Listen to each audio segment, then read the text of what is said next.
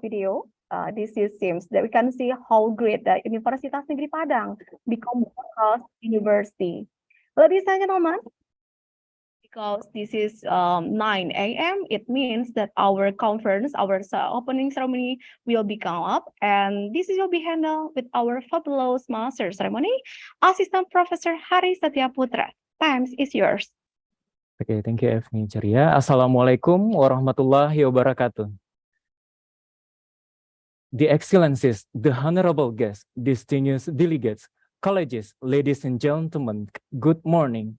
The Honorable Rector and Vice Rector Universitas Negeri Padang, Dean and Vice Dean Universitas Negeri Padang, of the participant, the 11th Padang International Conference on Education, Economics, Business Accounting 2023.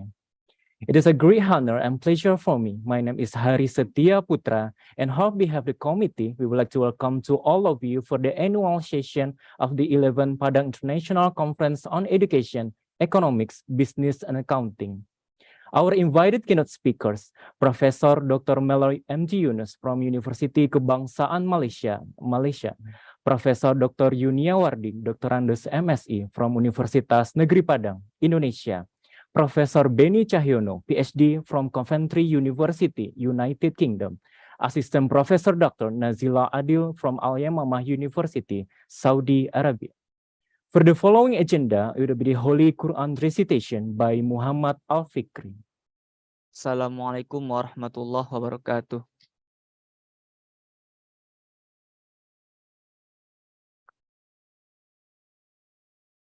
A'udzu billahi minasy syaithanir rajim.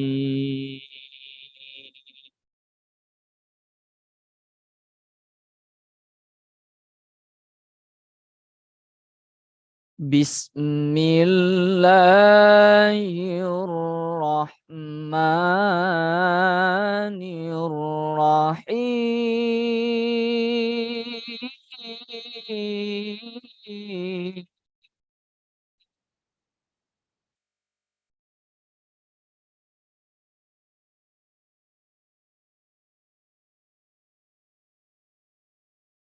Ya ayyuhalladzina amanu idza qila lakum tafassahu fil majalis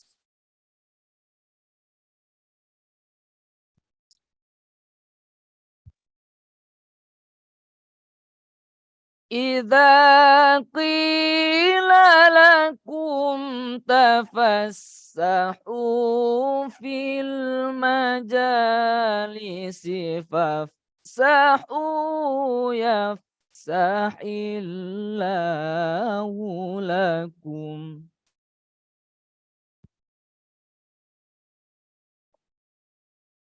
وإذا قيل انشزوا فانشزوا يرفع الله الذين آمنوا منكم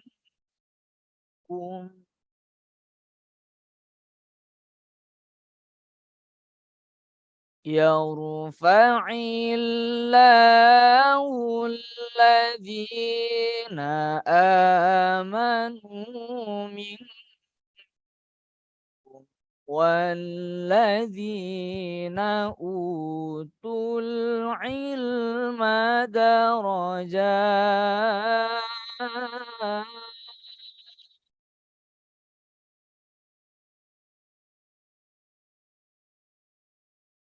والله بما تعملون خبير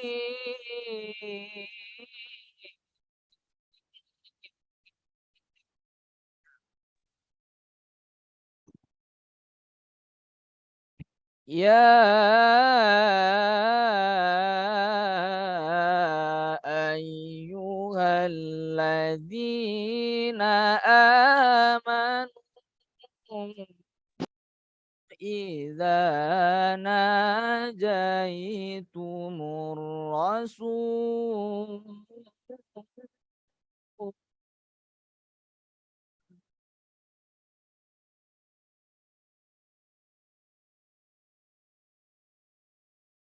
إذا ناجيتم الرسول فقدموا بين يدي نجواكم صدقة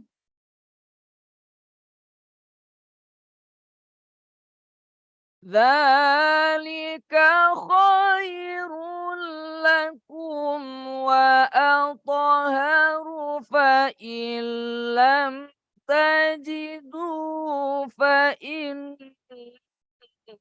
الله غفور رحيم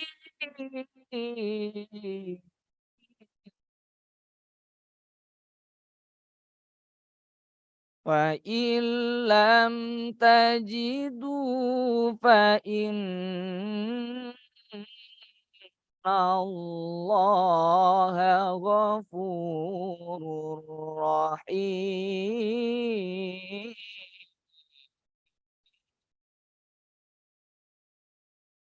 صدق الله العظيم.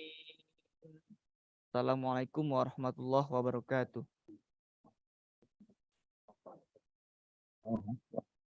Without further ado, we would like to invite Assistant Professor Dr. Rino as the conference chair to read the official report for the 11th PICEEBA 2023.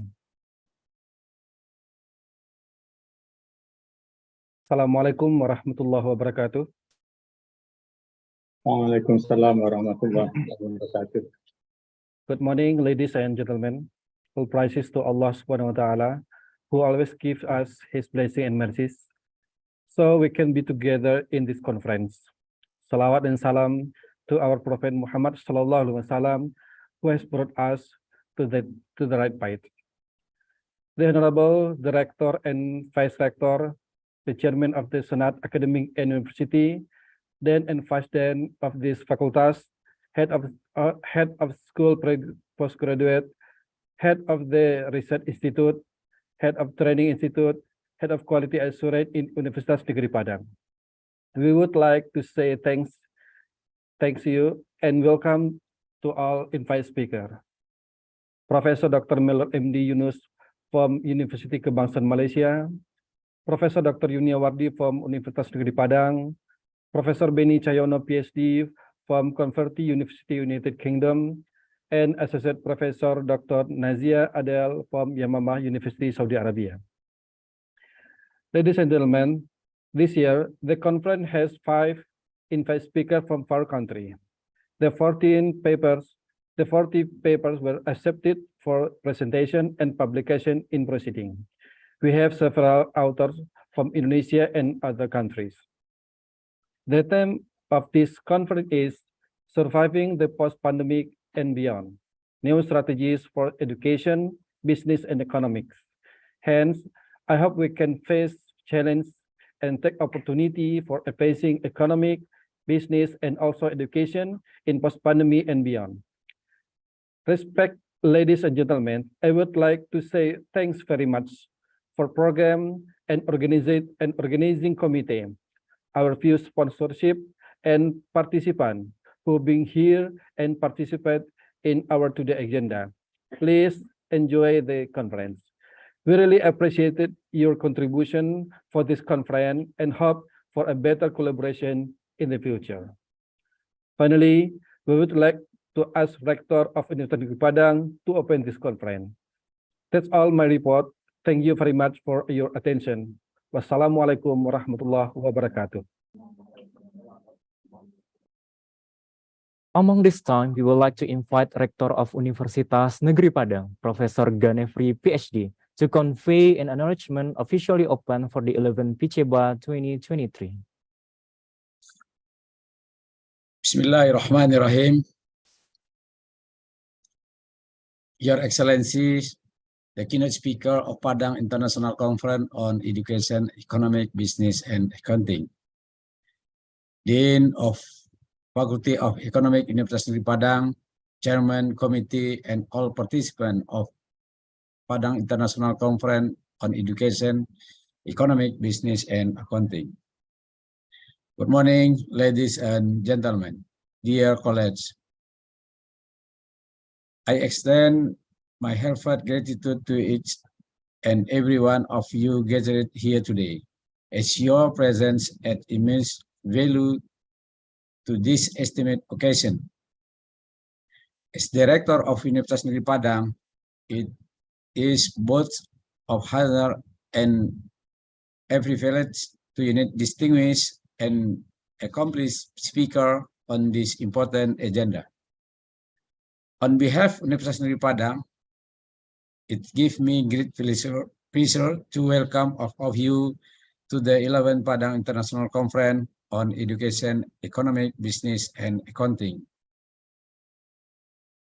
Today, we gather here to discuss a topic of utmost importance in the wake of the global pandemic, surviving the post-pandemic and beyond with new strategies for education, business, and economy. As we navigate the challenges brought forth by the pandemic, it is crucial they rely on data and scientific evidence to shape our strategies for the future. The impact of the pandemic on education has been substantial. School closures affected over 1.6 billion students worldwide. This disruption highlighted the need for innovative approaches to ensure continued access to quality education. For instance, remote learning became an prominent solution, with a survey conducted by UNESCO revealing the approximately 89% of countries implemented some form of remote learning. A report by the World Economic Forum highlighted the small and medium-sized enterprise face significant challenges. However, innovative strategy emerges as a lifeline. Some research refuted that SME, the embraced digital transformation and adapted e-commerce solution were better equipped to withstand the economic shocks. As we navigate the post-pandemic era, we harness the power of data and scientific evidence to shape our strategies in education, business, and economics. The statistics and studies we have examined today highlight the need for resilience, adaptability, and innovation. By embracing technology, investing in digital literacy, and fostering culture and continuous learning, we can not only survive, but thrive in the face on the future challenges. Ladies and gentlemen, by saying Bismillah and expecting the blessing of God Almighty, let us open this conference. Bismillahirrahmanirrahim. I extend my deepest gratitude to organized committee, the distinguished speaker, and each participant for the commitment to advancing knowledge and driving positive change. Thank you. And let us embark on this inspiring journey together. Wallahu muwaffiq ila aqwamit thoriq. Wassalamualaikum warahmatullahi wabarakatuh. Waalaikumsalam warahmatullahi wabarakatuh.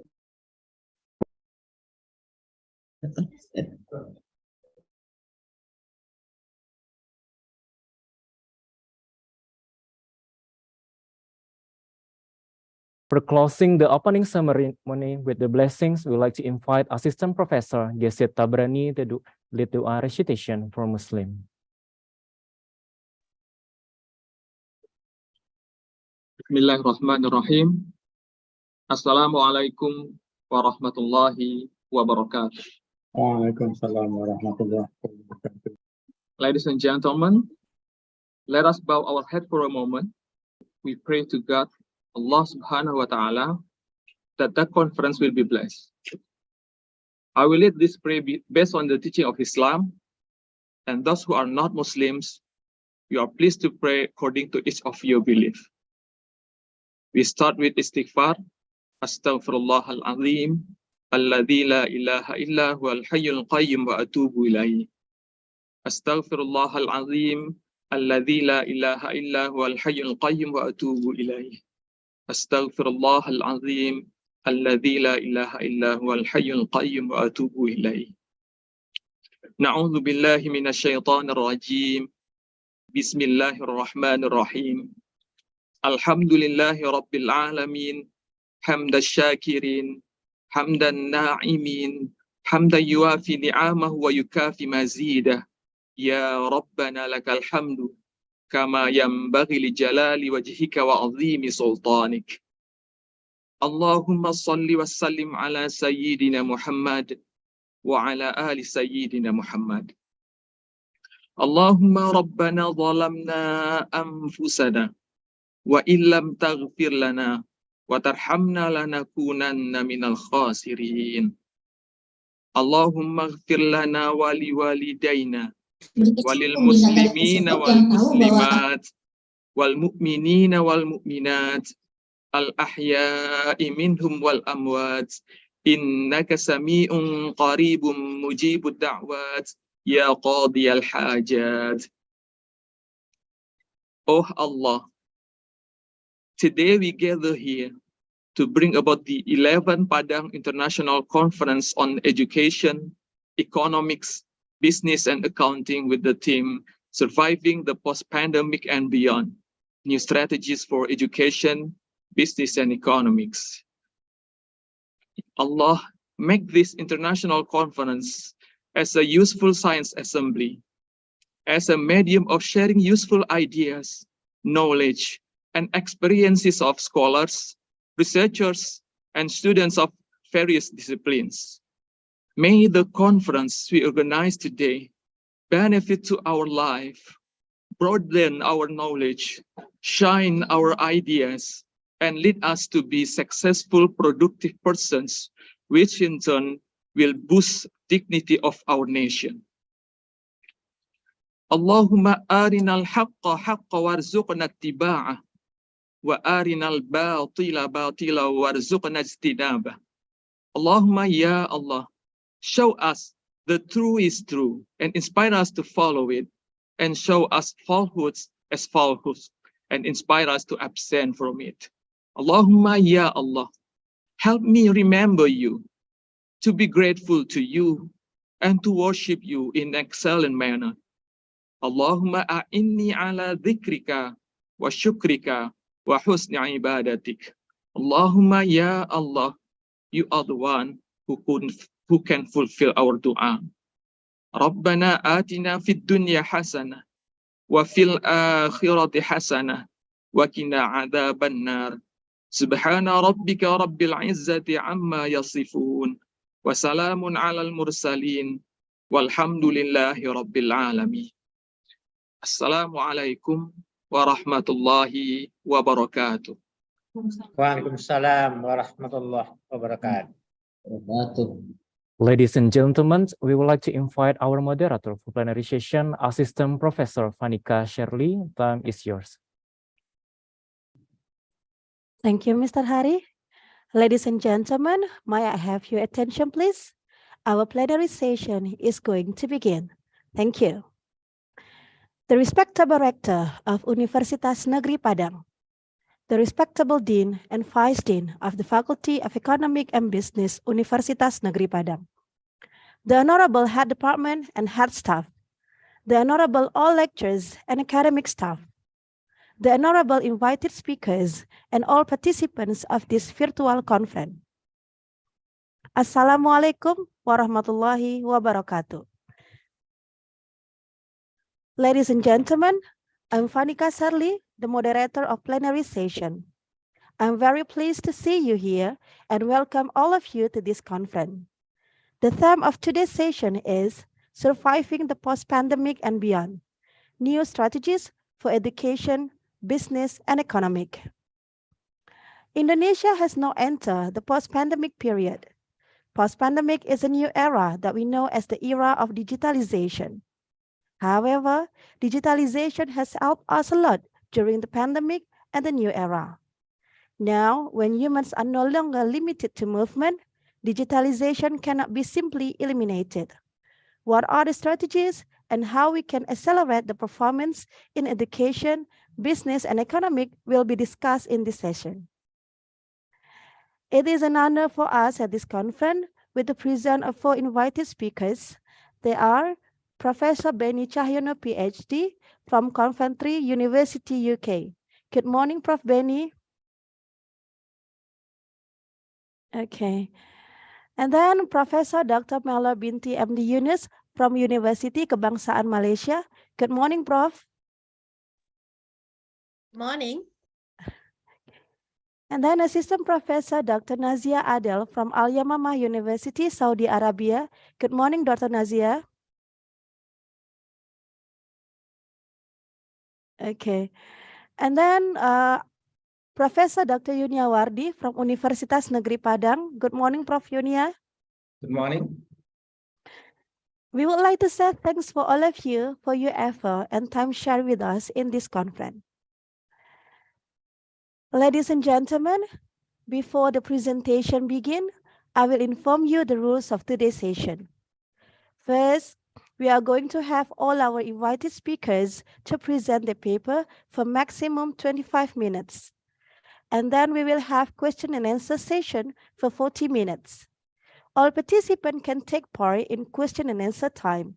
So please type your questions on chat. For your information, in this conference, our audience came from various backgrounds. They are researchers, students, lecturers, and others. Ladies and gentlemen, now we invite the first speakers, Professor Dr. Meller, MD Yunus. I'm going to read the profile. Professor Meller is a doctor from Falsafah University.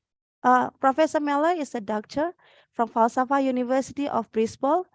She got her undergraduate from Arizona State University and bachelor from University of Nevada. Professor Meller is an associate professor and deputy dean of research and innovation at the Faculty of Education, University Kebangsaan Malaysia, and the first deputy director Permata Pintar National Gift Center in Malaysia in 2009. And she has research interests on art and applied arts on education and social science on communication.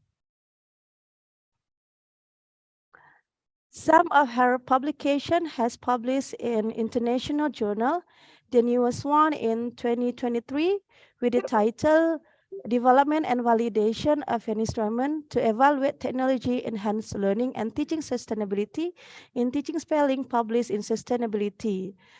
And then there are 2 articles on education published in Frontiers in Psychology and Sustainability Journal.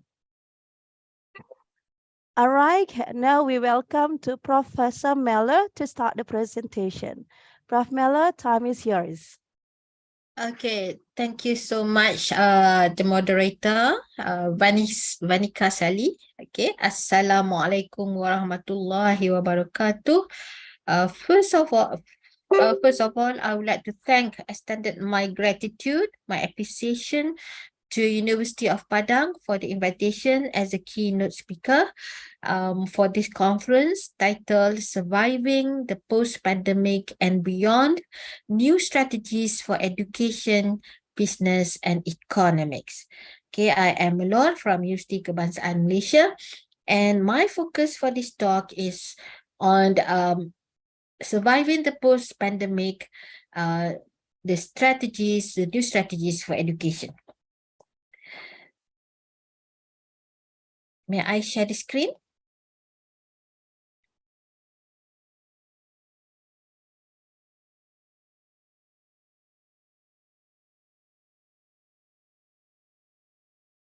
Can I share the Okay, screen? please. Please?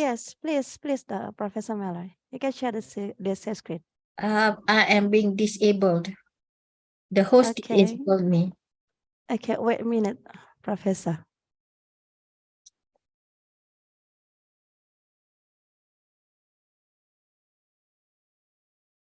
Okay, you can share the share screen, Prof. Malloy.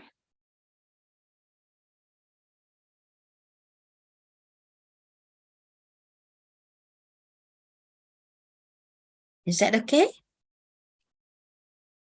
Okay, Prof.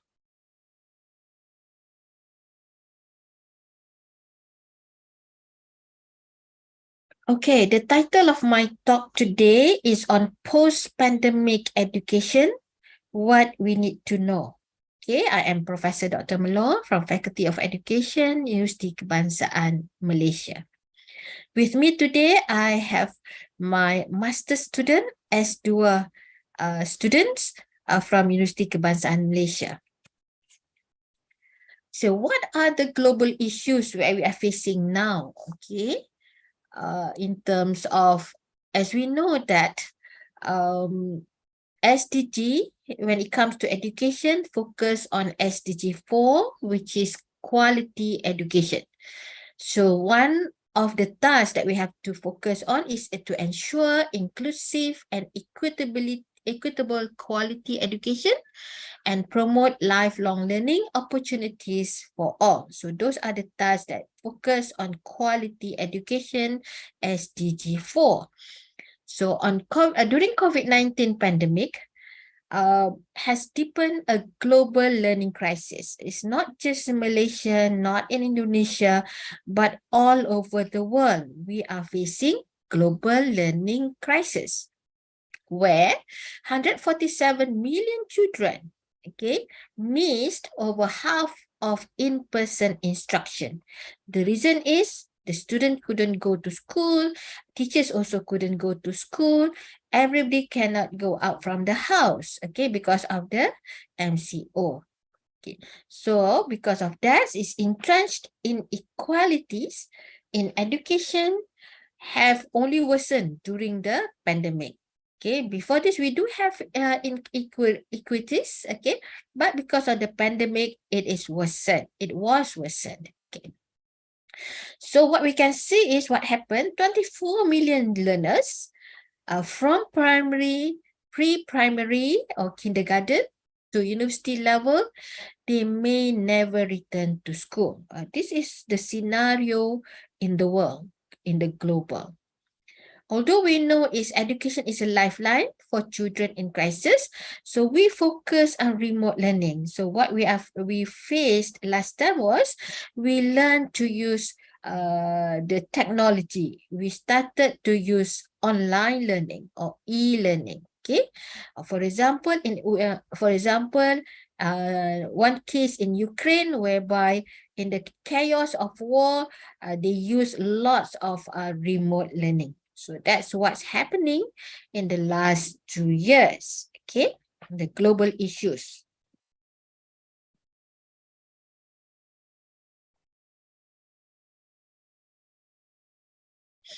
Okay, what happened during, what are the challenges of online learning? Okay, all of us face this, okay? Either we as students or we as lecturers, okay? One of the challenges of online learning is number one is stress among teachers.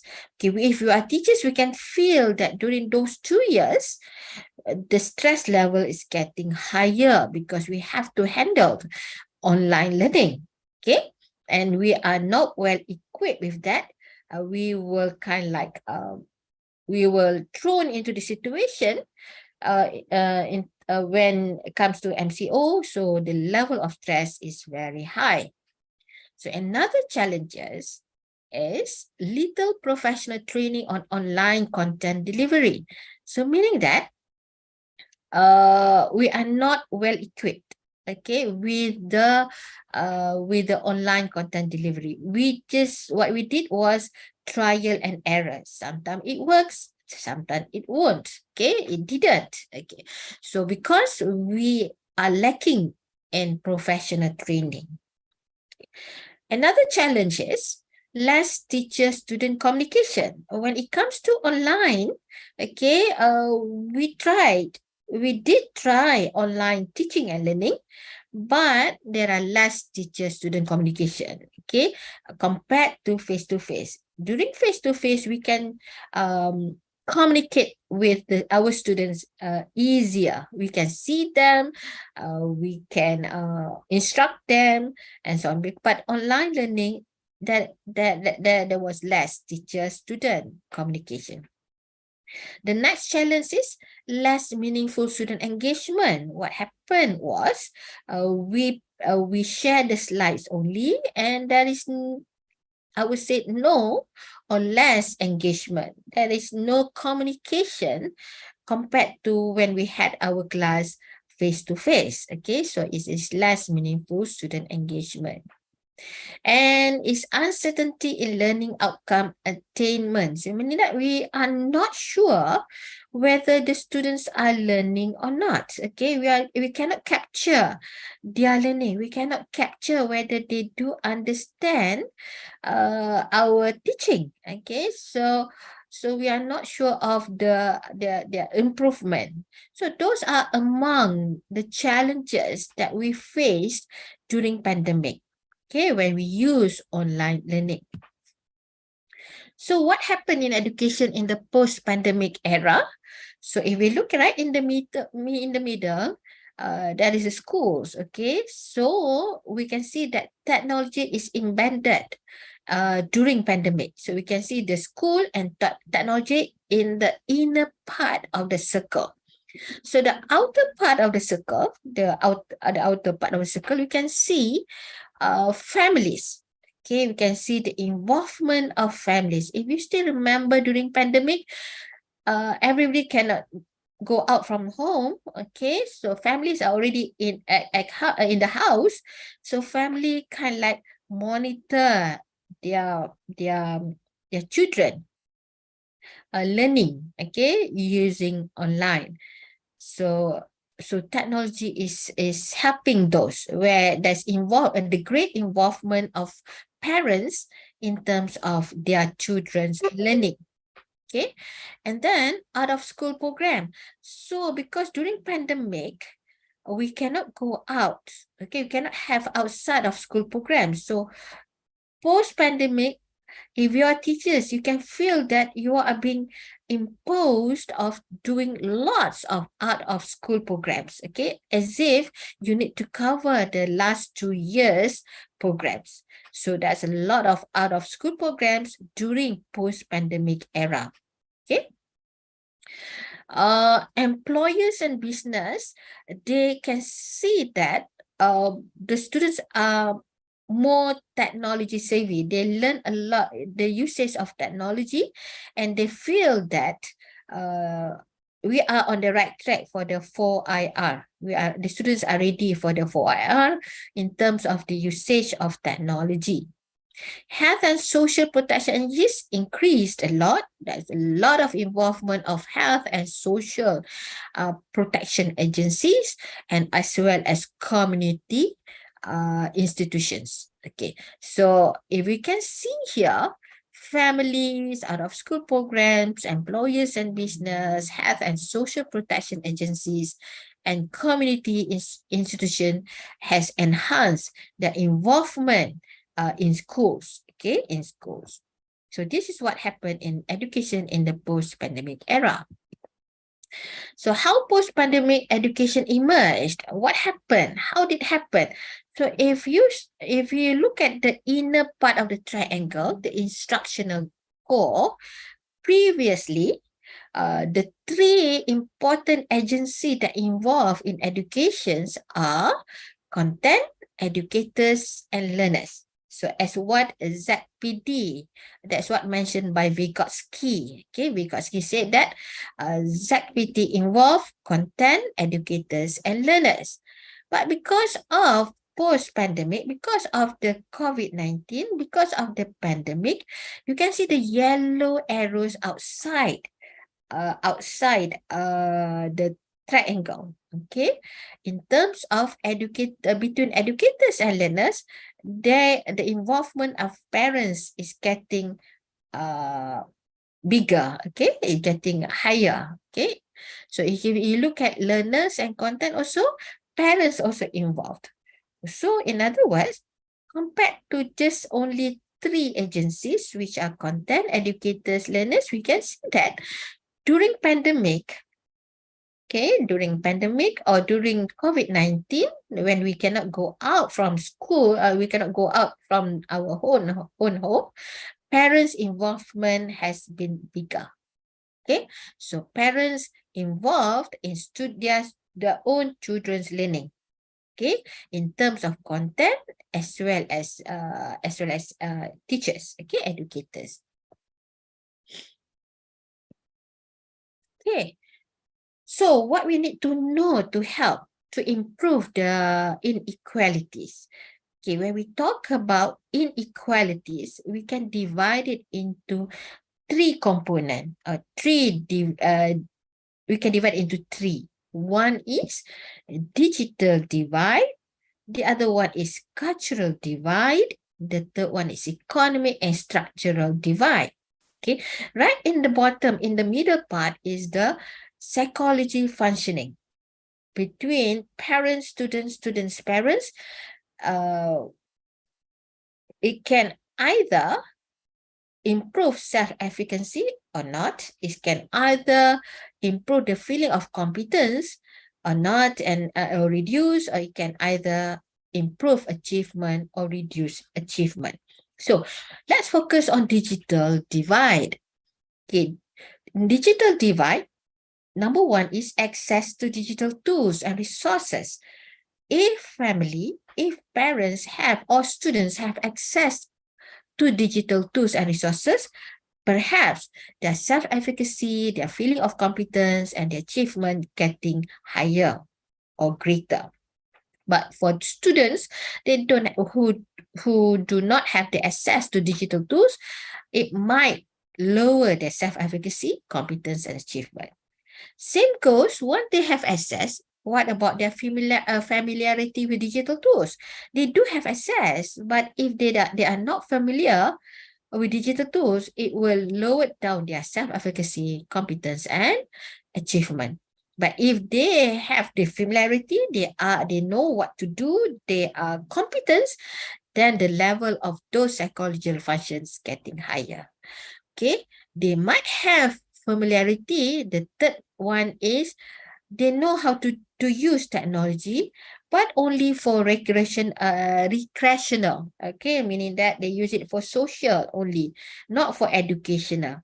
So if they are able to use technology for education, then the psychological function getting higher. But sometimes they know how to use technology, but for social only. For example, like TikTok, Telegram, okay, they use it for social, they don't use it for educational, so they might have problems to learn to use online learning. Okay, so that world with these 3 components is either can improve their psychology function, or it could also lessen their psychology functioning. Okay, so those are that digital divide. What about cultural divide? Cultural divide, we can see the construct of interdependent versus independent, self-construct and self-regulation skills. Meaning that if they are dependent, they somehow improve their psychological functioning. But if they dependent a lot on teachers, it might deepen, okay, but decrease their psychological functioning. Familiarity with academic knowledge and skill, again, they need to, the cultural divide is, one of the components is familiarity with academic knowledge and skill. So if they are able to understand academic knowledge and skills that could help them to achieve more. Okay. And the last component is on economic and structure divide. Okay. What about space to study? If the student have space to study, that could help them. Okay, and if what's more, if they get support from school, if they didn't get support from both, they don't have space, they don't get support from school, that's where the gap or the inequalities getting bigger. So in other words, these three components have somehow have direct or indirectly affect psychological functioning in terms of self-efficacy, feeling of competence, and achievement. So if we are teachers now, or lecturers, we can feel that, we can see that there is what I call this, there is a gap, okay, in terms of inequalities. The COVID-19 or the pandemic can either make the gap bigger or can make the gap closer, okay, because the use of technology. So what have we learned from pandemic? Okay, number one is closing equity and technology gaps. So somehow it can close, it can narrow down the equity, okay, closing the equity and technology gaps. For those who have those privilege, okay, for those who have those, the three division has been covered, they have, what you call them, they are able to manage their learning during pandemic. Okay. Another lesson from pandemic that we can gather here is provide holistic student support. We can see during pandemic, we can see a lot of supports given either from schools, parents, community, in fact, the government trying hard to help the student to provide holistic student support. Now, another thing is using technology for hybrid learning. Because of the 2 years we cannot go to school, students have increased the use of technology in education. Okay, so what happened during the post-pandemic? We can easily use online learning as well as face-to-face. This is what we call hybrid learning, the combination of technology or online learning and face-to-face. The first one is create more professional development for the effective integration of technology in learning. So we have more help, more support. Okay, we have, some of us have this professional development support during the pandemic. Some of us after pandemic, we need help in terms of professional development for effective integration of technology in learning. So those who have lacking in professional development, then we know that this is a time, okay, post pandemic, to Sorry, I learn more interrupt, professional Prof. Miller. development. Yes. Sorry, I interrupt, Professor Miller. You have 5 minutes left. Okay, sure. Thank you. And responding to the social emotional wellness needs and planning for contingencies. Because what we have learned from pandemic is we learned that we have to prepare, we have to learn for contingencies. Okay, so what are the strategies in designing lesson? Okay, we have to identify learning outcomes. Okay, during pandemic, we have identified learning outcomes, but during post-pandemic, we have to learn to determine what students should know and be able to do at the end of the unit. Okay, we should be able to determine acceptable evidence. Okay, what assessment supported by rubrics will be given to show evidence that students have understood and achieved the learning outcome of the unit. Okay. And the last one is we got to plan learning experiences. So we need, as teachers, we need to figure out the why and where. We need to plan and scaffold learning activities that will help students achieve the goals of the unit. For example, like now I'm teaching seminar in current approaches. So one of the tasks that students have to do is to join the real seminar. So it really helps them with their learning experiences.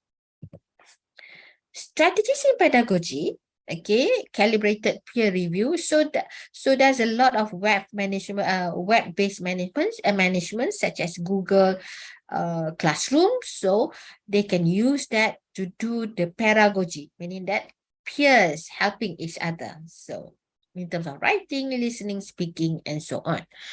So we have to use lots of cooperative learning or collaborative learning where students work in groups to achieve goals. So there should be more interactive lectures in terms of engagement, heighten the engagement of students with the course materials in terms of individual, pair, and small group activities.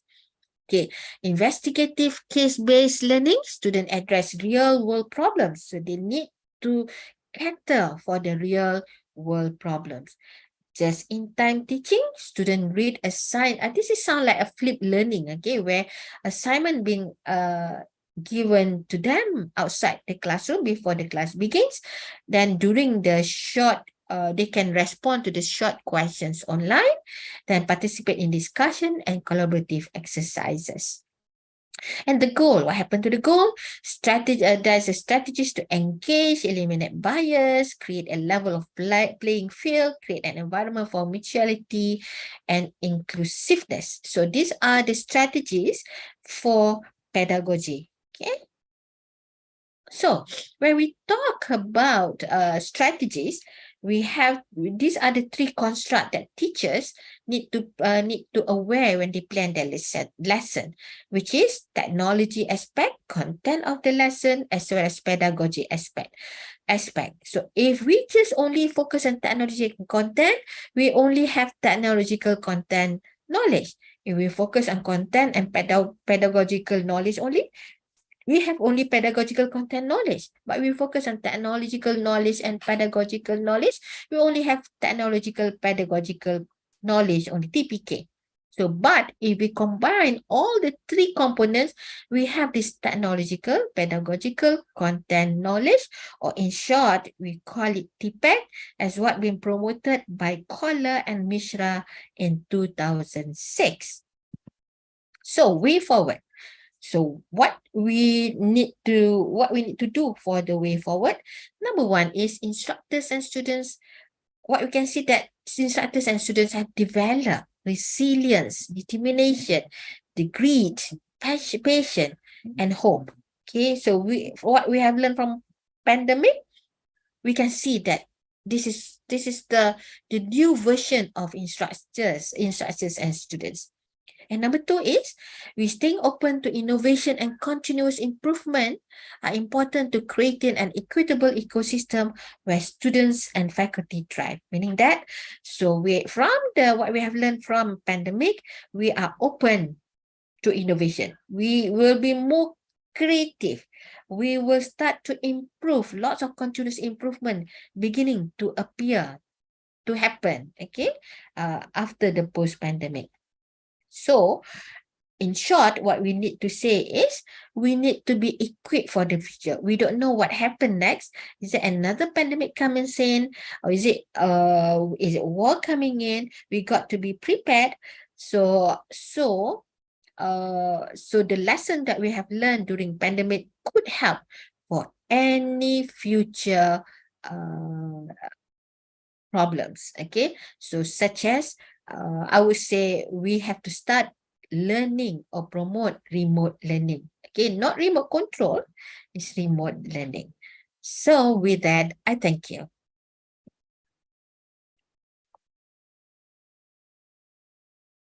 Thank you so much, Prof. Mallory, for such an insightful presentation. Some important information highlight in education. Education is the most affected sector by the pandemic. Face-to-face traditional teaching changed to digital-based teaching. After this pandemic, it is important to look at the lesson during the pandemic and how to apply them in future education. As you said before, teacher, lecturer become creative because our students become creative too. So Prof. Mallory explained the aspect considered by stakeholders to form a more effective education system. Thank you, Prof. Mallory.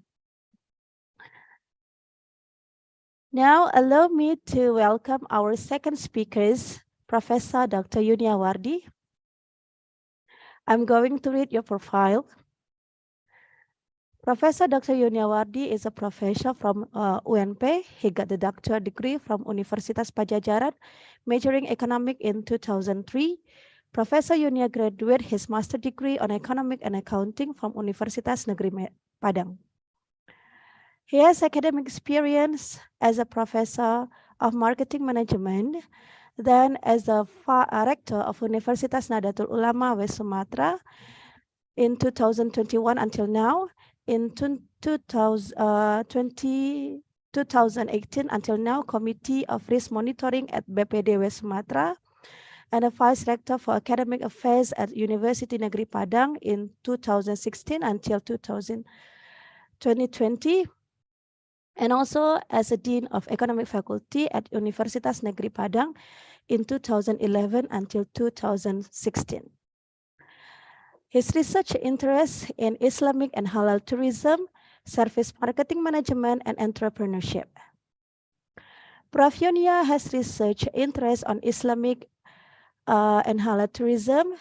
Within 2 years, Professor Yunia has published 6 articles in international journal, the newest in 2023, published in Journal of Management, entitled The Existence of an Ideal Leader's Role in Controlling Employee Performance. And also in 2022, in Journal of Islamic Marketing, entitled Modeling Halal Restaurant Brand Image and Customer Revisit Intention. In 2022, in Journal of Islamic Marketing and Journal of Islamic Accounting and Business Research. And also a book, Pemasaran Wisata Halal dan Pemasaran Jasa Realitas di Indonesia. Okay, please we welcome Prof. Yunia to present your presentation. Time is your Prof. Thank you. My ISO screen. Yeah. Yes, we can hear your voice, Prof. Yeah. Good.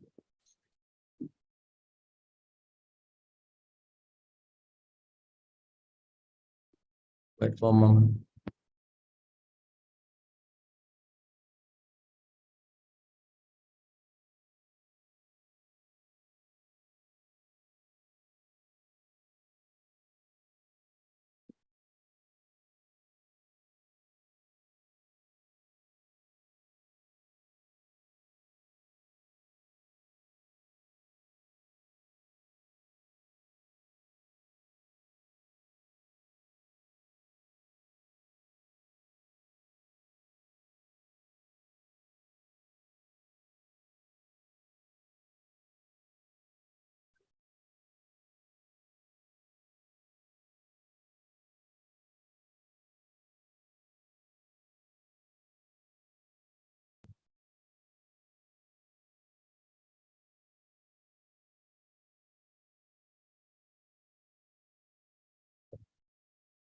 Okay, Prof, we can see Wait a your moment. share screen.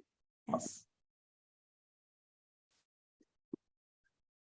Okay, thank you, moderator Vanessa. Assalamualaikum warahmatullahi wabarakatuh. Good morning, ladies and gentlemen.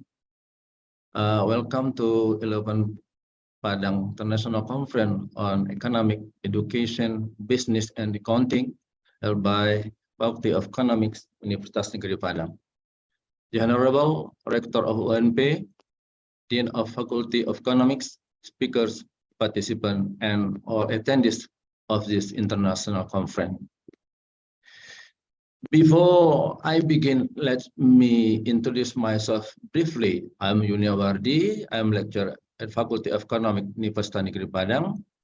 Today, I'm going to talk about post-pandemic higher education digital marketing strategy. I'll begin by outlining to explain the condition of COVID-19 pandemic era, new normal, and the post-pandemic COVID-19, and its relation to digitalization in various activities in society in higher education. Digital technology and advantage, design and implementing of higher education digital marketing strategies in post-pandemic era. It also discusses the higher education digital marketing strategies for world-class university. The COVID-19 pandemic has changed the atmosphere for various university activities from feeling free and feeling safe to being restricted and feeling insecure under the threat of COVID-19. Government in various countries have made policies prohibiting leaving the house or lockdown only for activities that are it is important to implement the COVID-19 health protocol or prokes COVID-19, namely setting a safe distance, using sanitizer, avoiding crowds, wearing masks. Similarly, activities at various universities in various countries have made policies to limit the activities of various parties. For example, leaders, lecturer, laboratory assistant, educational staff, and students are not allowed to carry out activities on campus and are only allowed to carry out activities from home, namely working from home or learn from home by using various platforms, for example, Zoom and Google Meet. This is done to reduce the spread of COVID between people on campus. After the lockdown ends, various parties are allowed to carry out activities on campus while still adhering to the COVID-19 protocol, namely wearing masks, maintaining a safe distance, frequently using sanitizer, and avoiding crowds, and in addition to being allowed to carry out activities, especially in distant learning or e-learning and other activities such as meeting using Zoom and Google Meet. Now, the COVID-19 pandemic can be controlled properly even though COVID-19 has not ended. Based on information from the Indonesian government official website, covid19.go.id, there are 13,760 active cases of COVID-19 as of May 23, 2020.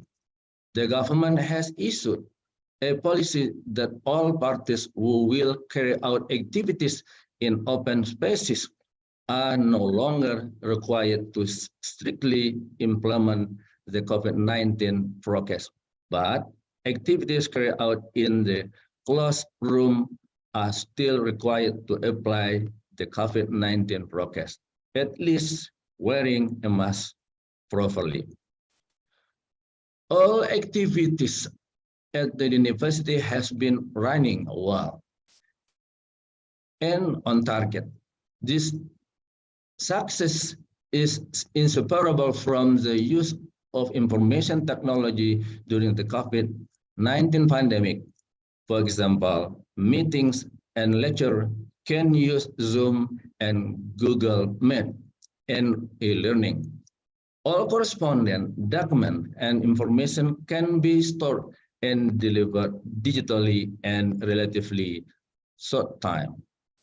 All activities have changed at the university due to the COVID-19 pandemic, and it remains only for us to take lesson from the experience of the COVID-19 pandemic. The question needs to be answered is whether all activities at the university will be carried out again as before the COVID-19 pandemic. Of course, the answer is no, and make the COVID pandemic a very valuable reminder and experience for carrying out activities at universities in the future. The university must be able to optimally use digital-based information technology, considering the rapid development of technology. Future students and prospective students are Generation Y or Millennial, Generation Z, Digital First, and Generation Alpha, who were born in the era of increasingly sophisticated technology use and digital. The use of digital technology is not something foreign and difficult for them. So the use of digital technology is no longer negotiable, whether you like it or not. Universities must be able to use digital technology optimally for all activities at the university. Based on the phenomenon, it is important to discuss how is university's marketing strategy after the COVID-19 pandemic. Because of parties involved in the university have used a lot of digital-based technology during the COVID-19 pandemic, and considering that generation that will enter university is at least generation Y or millennial and Generation Z, who are very familiar with digital technology. The strategy must design, implement is a digital technology-based university marketing strategy. To avoid rapid transmission of COVID-19 between people, various activities and business have been transformed into digitalization. Example, online shopping, food delivery, digital banking, online game, online meeting, telehealth, online learning, etc. For example, learning can be carried out at home, virtually, and e-learning. During the COVID-19 pandemic until after the COVID-19 pandemic, various digital technologies have been used to support various activities at university. Example, internet, e-learning, social media, video conferencing, learning videos, email, etc. In other words, university have carried out digitalization during the COVID-19 pandemic. The use of digital technology in university will be more efficient and effective, considering the advantages they have, such as lower cost, wider reach, fast access, not limited by time and place, and large work capacity. In designing a digital technology-based university marketing strategy, there are several steps that must be carried out, namely, 1. Segmenting, 2. Targeting and positioning. Segmenting, namely classifying the market, namely prospective student based on certain criteria. In conducting this segmentation, the criteria used are generation group. There are 5 generation groups, namely baby boomers, Generation X, Generation Y, Generation Z, and Generation Alpha. To targeting, namely selecting several generations of group to become prospective student based on the year of birth of each generation. The current university target market is Generation Y, millennial born in 1981 until 1996, and Generation Z or digital first born in 1997 until 2009, namely two generations who are very familiar with digital-based technology. Currently, the specific target market for the university is generation born in 2000 and 2004 and 2005 for undergraduate program, and the generation born in 1981 until 1998 for master's and doctoral program.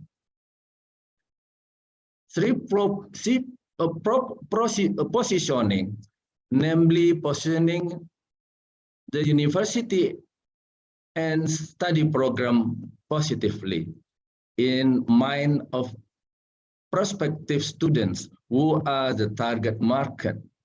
This positioning can be done, among others, using marketing tool, namely the marketing mix. The university is an educational institution that provides higher education services. The marketing mix that is prepared is the 7 P's, namely product, price, promotion, place, process, people, and physical evidence. Because the target market is the generation already familiar with digital-based technology, the element of marketing mix that are prepared must be digital-based. Product is the form of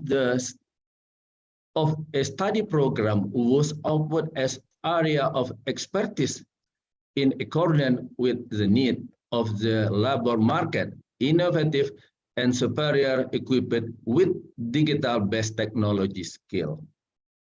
Price is tuition fee determined according to excellent service quality in learning and academic administration in its study program, where payment of tuition fee uses digital-based technology.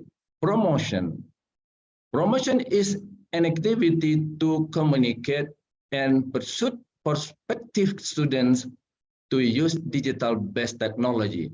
For example, website, Instagram, Face, etc. Place is a location to receive academic and administrative services that are possible anywhere, not necessarily on campus, because services use digital-based technology. Process is fast and timely service process because it uses digital-based technology.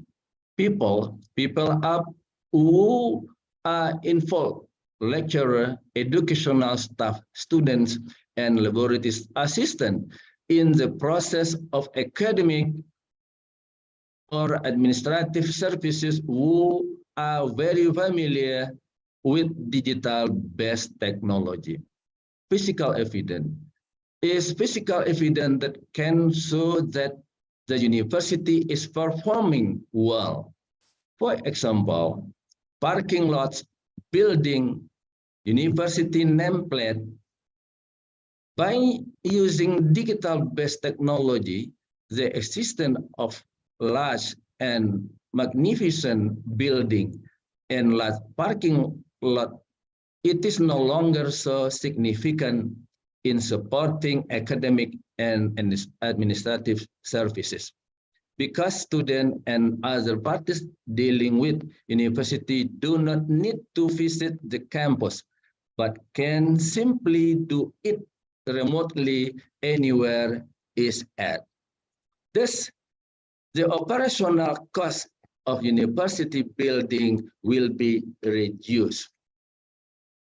Positioning a university, for example, smart campus, namely a university that use digital-based technology and Internet of Things.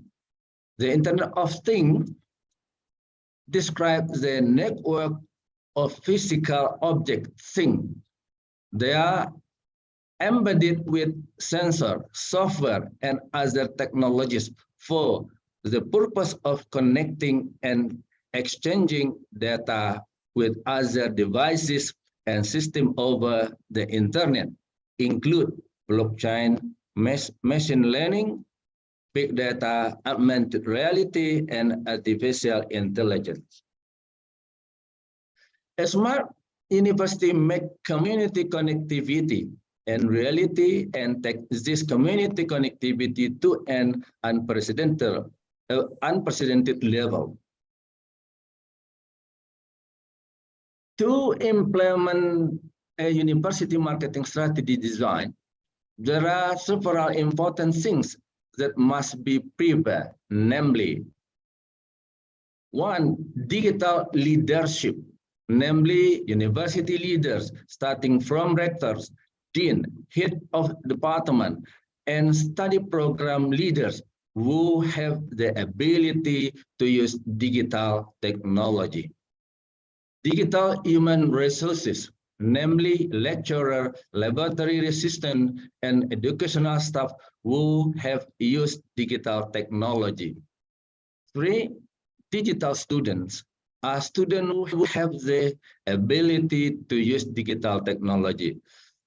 Four, support for these digital facilities, namely the university provide sufficient fund to procure digital technology. Dissemination of the digitalization program, namely the university must socialize the digitization program to various parties and the university.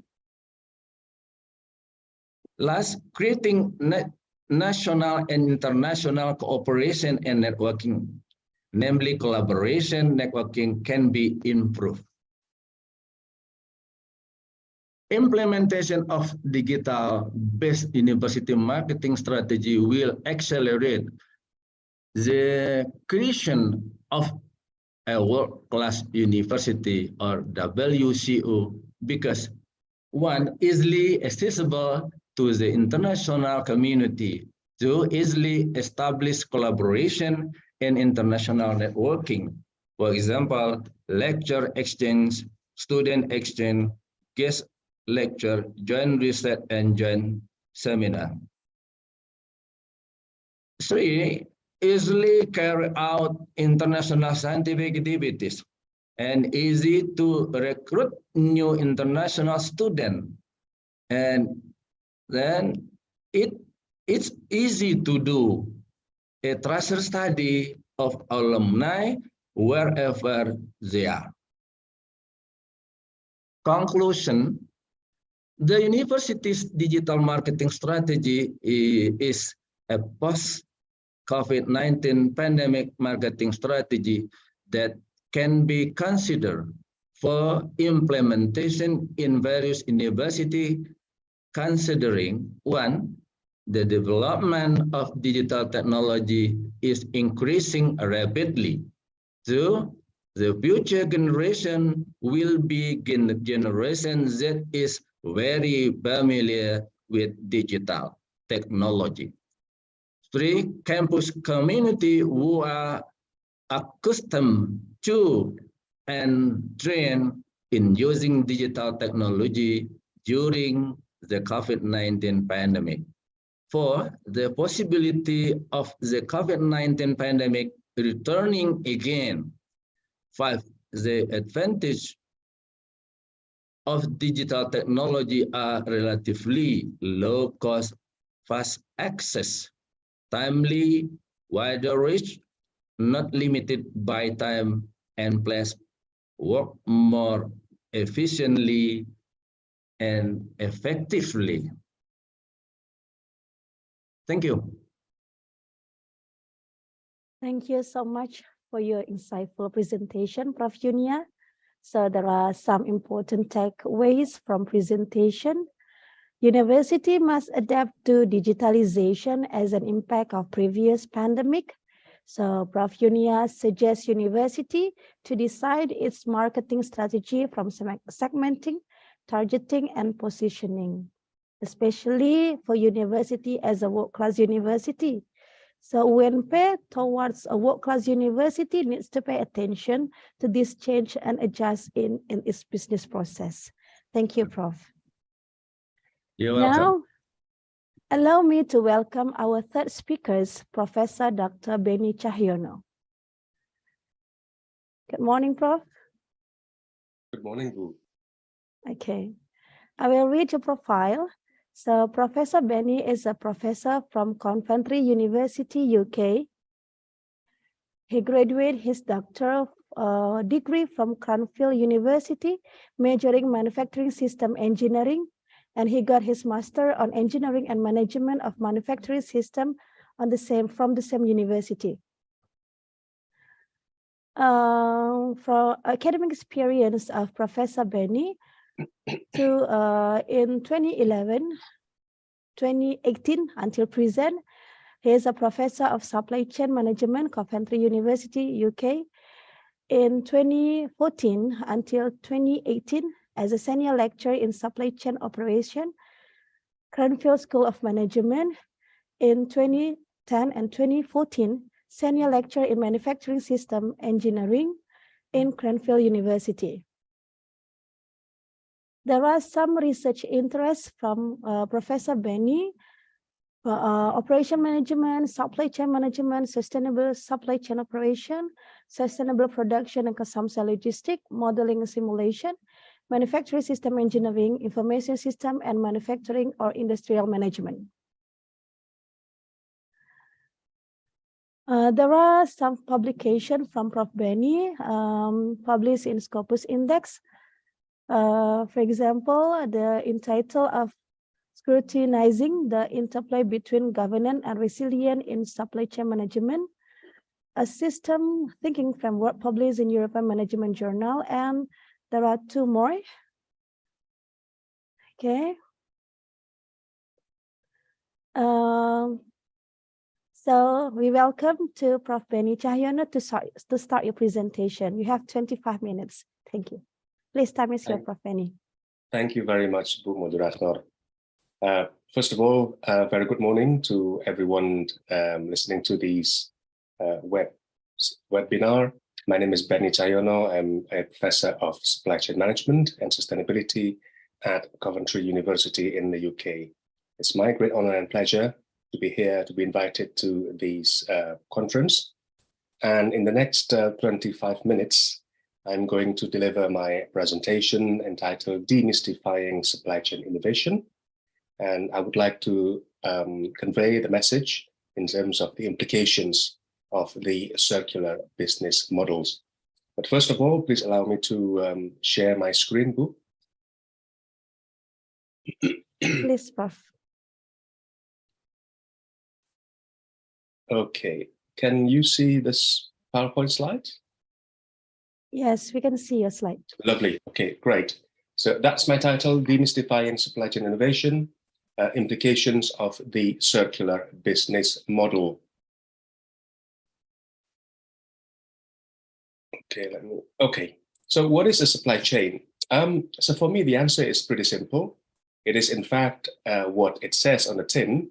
It's a chain of supply, a chain between a supplier and a customer. So in this picture, you see the customer comes and buy, for example, products such as dates, lots of dates in this case, and the seller or the supplier fulfills the demand of that customers. So when the demand of the customers is fulfilled by the supplier, we can then conclude that the goal of supply chain is achieved.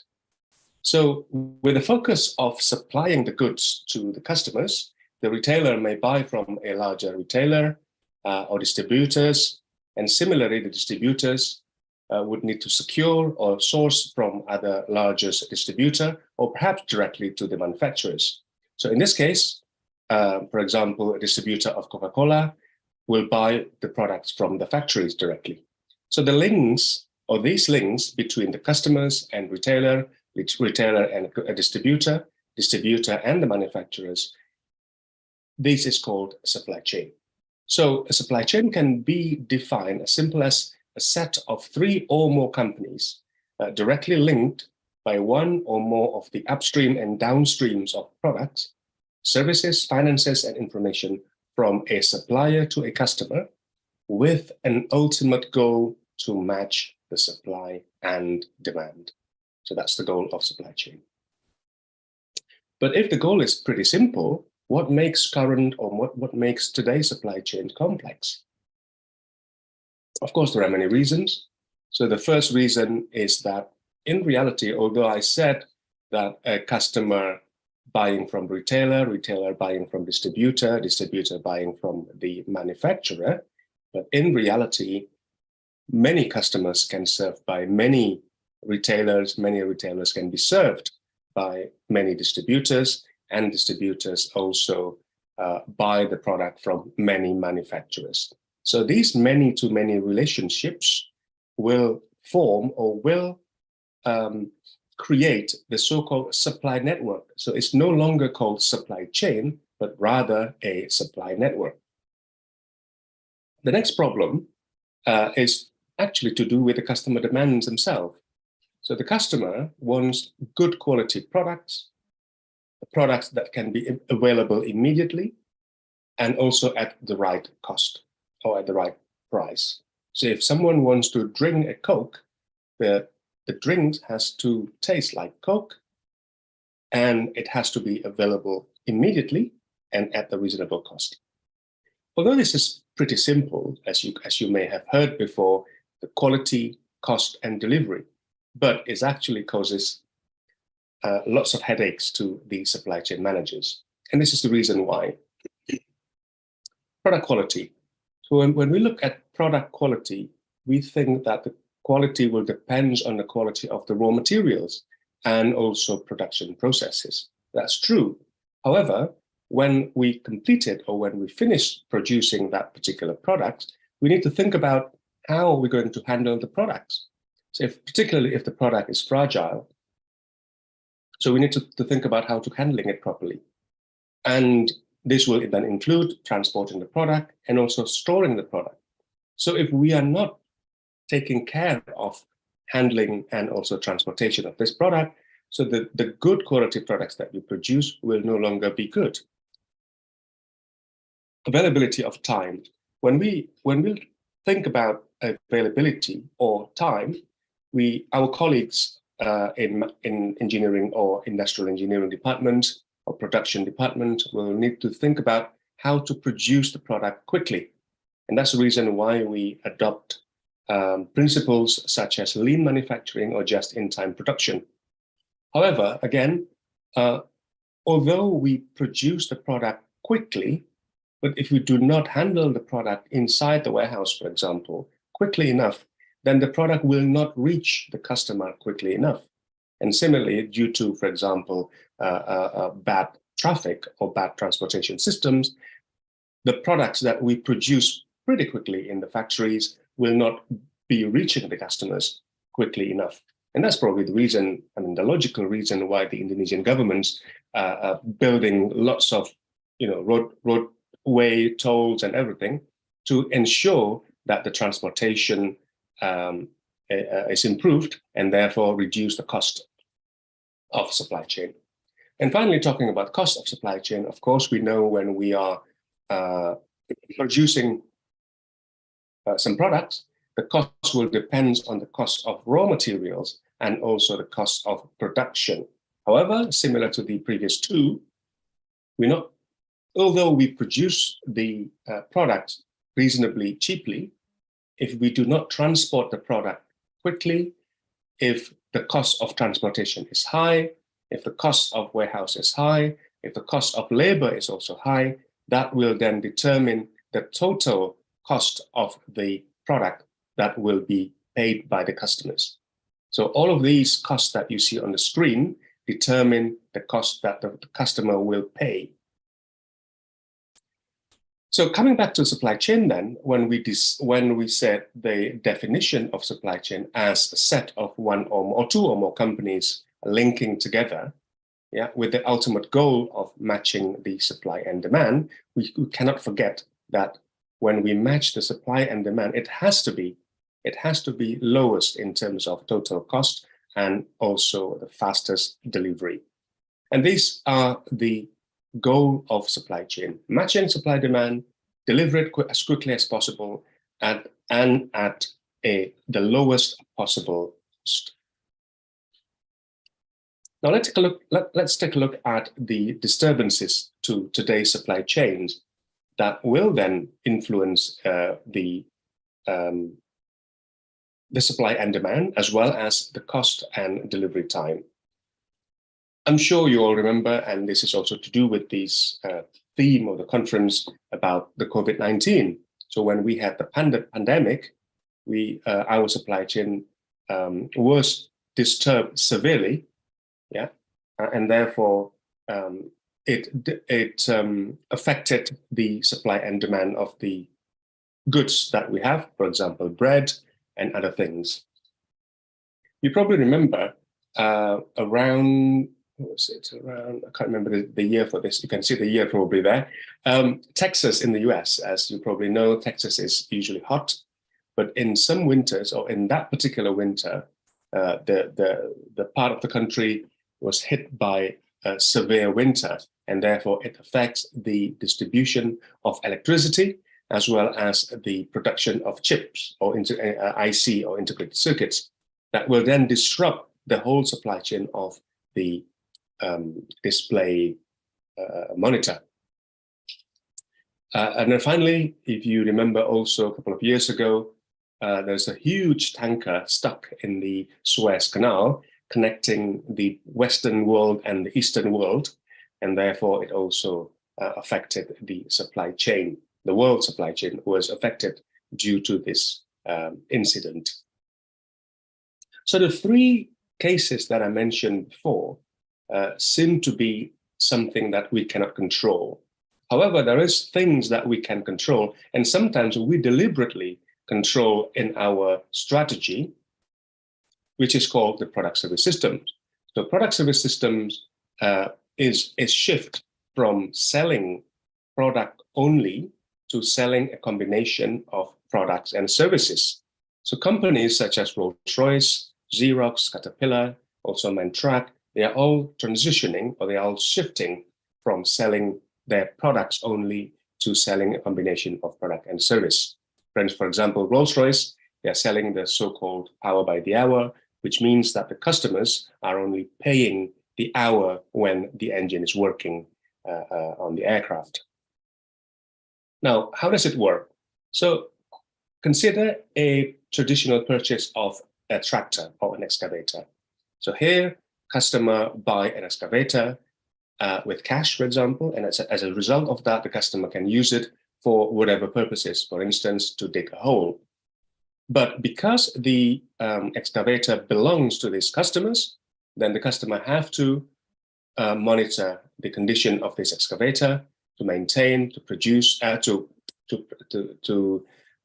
buy the spare parts and so on, which means that this is an overhead cost that they have to pay as a result of possessing or owning this equipment.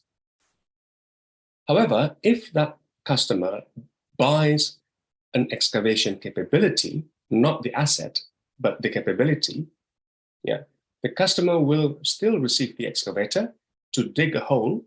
However, because the excavator now belongs to the manufacturer, yeah, so the asset belongs to the manufacturer, where the customers only buy the capability of that asset. Now the customer is free from monitoring the asset, maintaining the asset, and also providing spare parts of that asset. And this is the basic principles of the so-called product service systems. In this case, the manufacturer is selling the product as well as providing the service of that product. So how does then product service system business model change our supply chain? So first of all, as I mentioned in the beginning of the presentation, we know that the aim of the supply chain is to reduce cost. Yeah? The supply chain means to move the products from the upstream to the downstream with the lowest total cost. And therefore, we all know that supply chain is a cost center, basically. Now, with the change of the business model from selling the product to selling product service systems, for instance, it will then require the supply chain innovation. Innovation means that we want to do some creativity, some development, some changes in our supply chain to make it more entrepreneurial. And that makes our supply chain shifting from the cost center to the revenue centers. So what do I mean by that? If we take a look at the supply chain of that particular excavator from manufacturers to the customers, because this excavator belonged to the manufacturer, at some point in time, the manufacturers will then need to take the excavator from the customers to be repaired and then to be returned to the customers. Or if that cannot be repaired, then the excavator has to be refurbished. Yeah, more components need to be added and to be repaired. And then if it cannot be repaired, it will be dismantled, will be, for example, recycled. Some components can be put back to manufacturers and rebuilt to be a second-hand excavator, for example, and then return back to the customers. So this cycling from the manufacturer to the customers back to the manufacturers, this is the one that changed the face of our supply chain. In the past, we are only dealing with the so-called forward supply chain or forward logistics, which means that the flow or the direction of the product flowing from the manufacturers to the customers. But now we have to deal with the reverse direction of this flow, because the manufacturers wanted, or the manufacturers intend to repair, refurbish, dismantle, and also recycle this product at the end of life. So this is the basic notion of the circular economy. But before we look into the circular economy, let's take a look at the opposite end of circular economy, which is the linear economy. The linear economy model is very similar to the model of buying an excavator. So basically, we take resources from the earth, we make some raw material basic materials, and then we make the product, and then we use the product. And at the end of life of that product, we dispose it. So this linear economy model is an economic model that relies on short production life, so that then the customer will buy more of that product. And this is due to the availability of cheap, easily accessible raw materials and energy. And the model is also known as cradle to grave. And of course, this is not sustainable.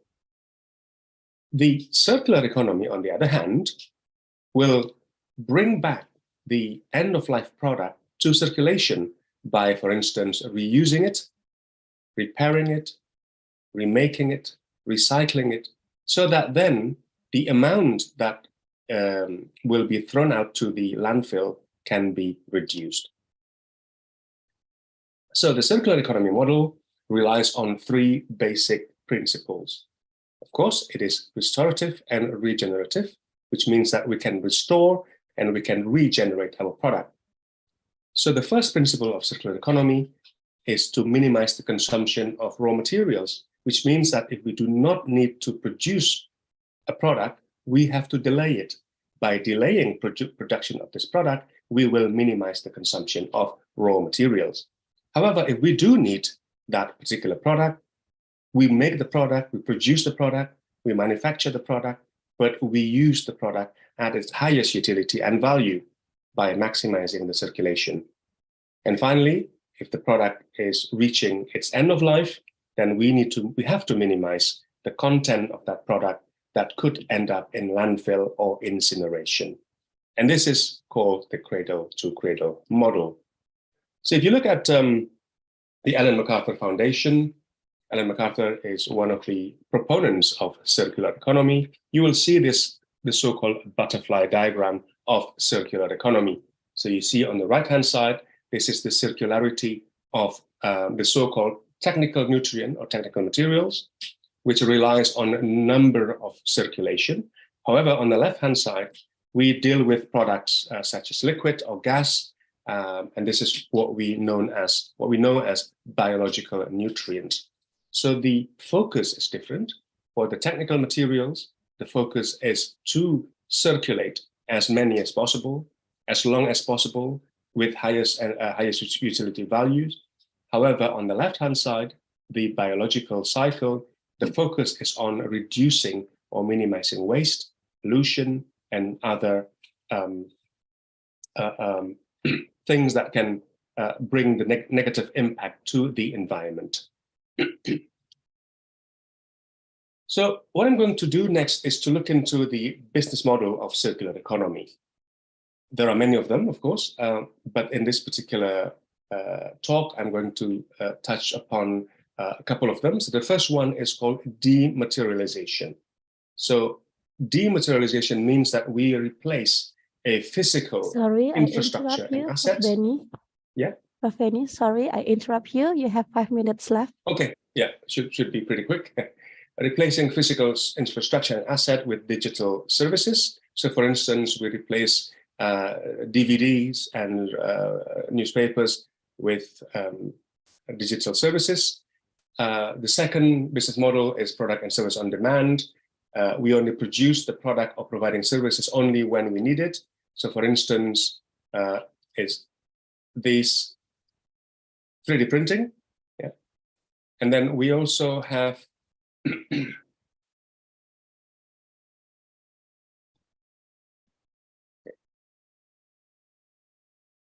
we also have other business model called recovery of secondary materials, where we optimize value by creating products from secondary product. And we have the product service systems and also repair, refurbish, and remanufactures. Okay, so in summary, we look at the traditional supply chain, it's all to do with cost centers, reducing the cost. However, with the new business model, for instance, the product service systems, it will open up supply chain innovation and entrepreneurial supply chain. So entrepreneurial supply chains means that we do innovation in the supply chain to add value so that then it will become a revenue generator. So traditional supply chain, shifting to circular supply chain and service supply chain, for example, it will then, so the goal of supply chain, so instead of just reducing the cost, in the future, the goal of supply chain should be creating value in addition to the traditional quality, cost, and delivery goals. So with that, I end my presentation and thank you very much. Thank you very much, Prof. Benny. I hear that it's early morning in UK. Yes, it's 4:30 in the morning. We apologize to wake you up in early morning. No worries, thank you. But thank you for sharing with us. So some important notes from presentation of Prof. Benny. Manufacturing companies still also has challenge to produce the product quickly and reduce costs. As we know, in pandemic, masks and other health products were so limited and very expensive. Health industry especially faced the challenge how to produce it quickly and must give the lowest price to everyone. Prof. Benny also highlight the sustainability product after using by customer, the process continue until it's safe for our environment or add the value of product. Now, allow me to welcome our third speaker, our fourth speaker, Associate Professor Dr. Nazia Adel. Good morning, Prof. Hello, good morning. I will read your profile. Assalamualaikum warahmatullahi wabarakatuh. Waalaikumsalam. I will read your profile. So, Assistant Professor Dr. Nazia Adel is from Al-Yamamah University, Saudi Arabia.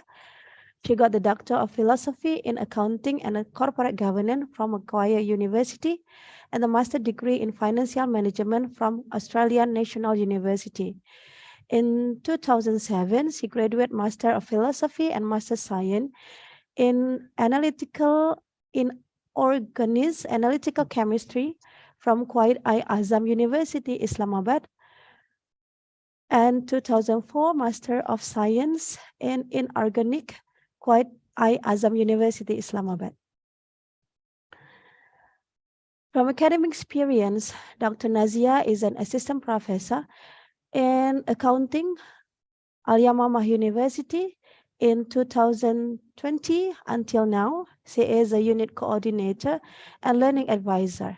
In 2018 and in 2019, she was a lecturer and unit coordinator in Kent Institute, Australia.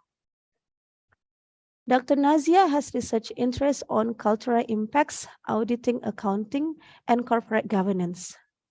Some of her publications are published in Journal of Business Ethics, titled Islamic Religiosity and Auditor's Judgment, Evidence from Pakistan, and in Journal of Intercultural Education, entitled Creating a Scholarly Community, Transforming the Doctoral Experience Through Peer Mentoring, and then Journal of Intercultural Education, title Role of Mentoring in Enhancing Higher Education Employability in Accounting Students. So to Dr. Nazia Adel, please present your presentation. Time is yours. Thank you so much for this invitation, and I'm really glad. I hope you can hear me. We can hear you clearly. Okay. So thank you so much for the invitation. I've had earlier experience of presenting in Indonesia in 2017 and 16, and it was really memorable, and I'm quite honored to be here. I'll start the screen share for something that I would like to discuss today.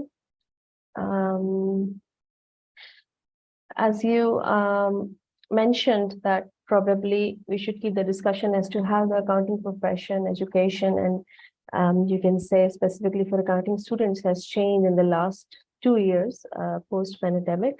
So I've thought about a presentation in which I can take a look at some of the challenges that we have faced, not only as educators, but also as from point of view of our students, and also point of view of the business education that we teach them. So I'll be discussing probably some of the research trends which have been taken key in Google Scholar lately, and what the academics are looking and trying to investigate post-COVID impact on accounting. Secondly, probably I'll also talk about how the students and the faculty have evolved, they have changed, they have equipped, and they have totally transformed since the last 2 years. Apart from that, I will also shed a little bit light on how, as teachers, we can improve our accounting students and business students' skills that are so detrimental and so important that they won't be able to survive the next 5 years with the pace that information technology is changing. So there are some things that are challenging, and there's some things that bring a lot of opportunity for us, not only as educators, but also as training students to enter into the business workforce. So there are some things that I would like to discuss today, which will help a number of faculty and students to rethink about how they plan their future ahead.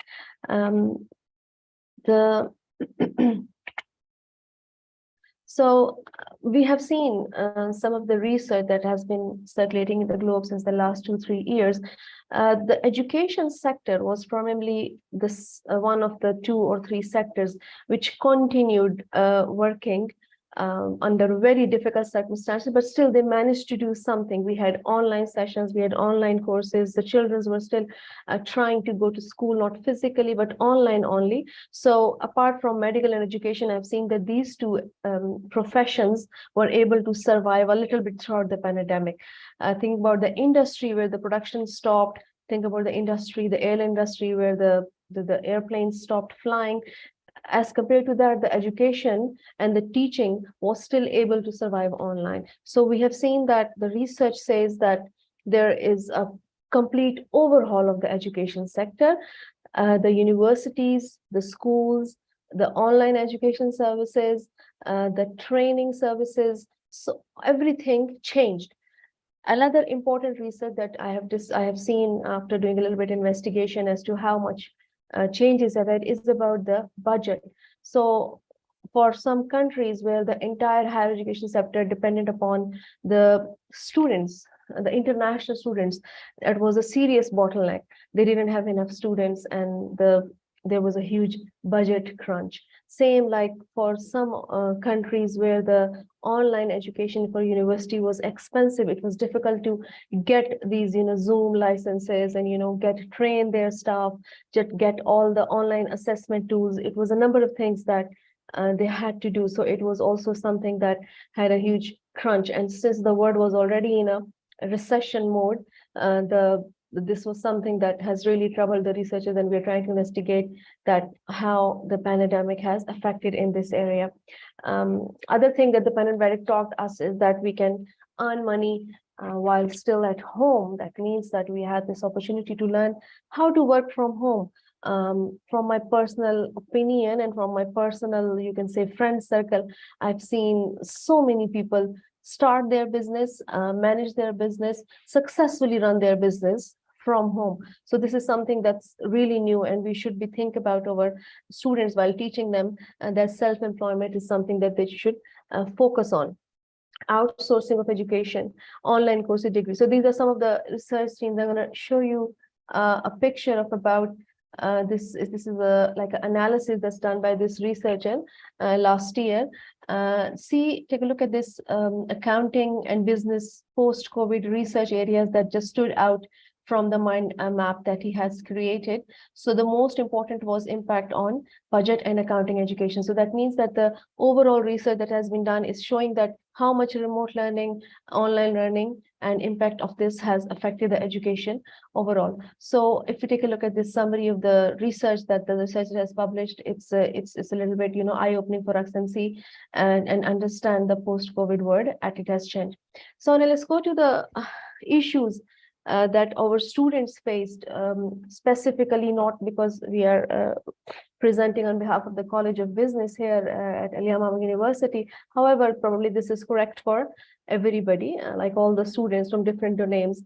Students had to transition from face-to-face learning to online learning. So it was a huge change.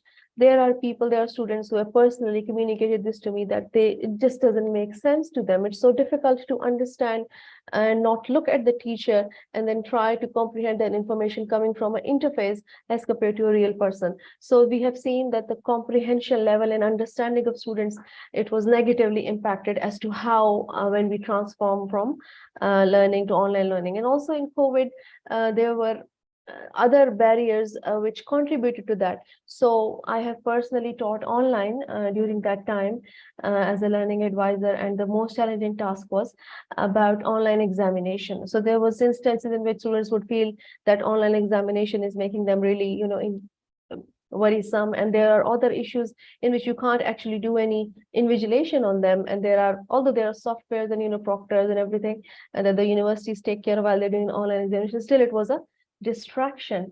And a very sorrowful situation for academics is, since the last 2-3 years, due to the online gaming and online distractions, students are not only supposed to study online, they also have so many other things online that they have this distraction. While they're attending a university, it's a little bit controlled because they go to the classroom. They probably had this urge of not to use the technology during the lecture, and we can encourage them, but we can't control this when they're on the laptop and they're on their homes and they're that's not on the university. So that means that's something. And then a number of researchers have pointed out that people and students, even the young children, there is a negative impact on their concentration and on their behavioral patterns after this difficult time that we have done through as the whole globe. So there is a number of researchers that suggested that there was increase in student counseling requirements. After that, there was increase in the students were their people would just simply give up, and it was very difficult psychologically for the students to manage or understand. So we, as business and accounting academics, I think we need to focus on this area, because we have seen some of the students who started their degree during that time are giving a very different results than some of the students who started earlier. So when we do this, learning mapping In some of the organizations that I've worked with, we have seen very difficult results in terms of how the students' behavioral assessment and how their psychological impact of this thing has affected them. At the same time, while we are dealing with, the faculty also had to take a look at a number of things. So since we're talking about today how to survive, how well we did in surviving the post-pandemic era, and what are the things that any faculty would think about designing their courses, I think the most important here is how we can improve student engagement. It's not just about me talking here in front of you. It's about me, how many of you are actually listening to me. It's about how many of this is making sense to everyone, whether I could reach to the audience, whether my concept, my logic, my idea is comprehended and it is easily understandable by the students. This is a challenge the faculty face the most during this online teaching. I was working and we had a mood board, and we had on Canvas, there was a place in which we can go and share our thoughts and write everything that comes as a faculty, and I can share this with my students. Still, I see that students were reluctant to talk. So this has a negative impact on student engagement and interaction. Same here with the online systems that have been developed in the last 2 years, in the last 6 months especially. There are huge issues of ethics and plagiarism. Same with students are not giving enough, and I think this overall had a negative impact on quality of teaching. We have a number of publications which discuss specifically about how we can survive, because all of these things are actually common in almost every university or every learning space. And if the quality of education is affected, actually the quality of the manpower or output in a particular economy or a particular society has a negative impact on that. So we see a number of graduate outcomes, like alumni who leave the university and then they find it. So we have some feedback from the employees as to how are the graduates doing who finished after the COVID, and it's not very positive. So there are a number of researchers. In fact, there is a focus group here with the Big Four firms, in which we looked at our students go for their training in the Big Four firms, and there was the specific feedback as the ones who have been taught online during the COVID are not doing enough or not doing enough. So if we're looking at our post learning outcomes, we're looking at our quality of teaching. I think this is alarming as faculty, and that how the last 2-3 years we couldn't, despite a lot of effort and a lot of input, we were not able to be successful in this completely. The third part of discussion today that I would want you to think about is, when we teach business and when we teach accounting, we are looking at what's happening around in the real world. We are trying to understand how organizations work. We are trying to understand how people work. And when we look at a business, if we take a look at this diagram, it's just a little mind map of telling that how we were required to change our curriculum to reflect what's happening outside. The ships are not moving, the flights are not working, the production cycle is stopped, the oil is not drilling. So there were so many realities, you can say reality check. And the changes in the overall business landscape after COVID, they are extremely disastrous. Take a look at this picture. For example, if we look at our business processes, both internal and external, there were huge backlog in raw material in the production.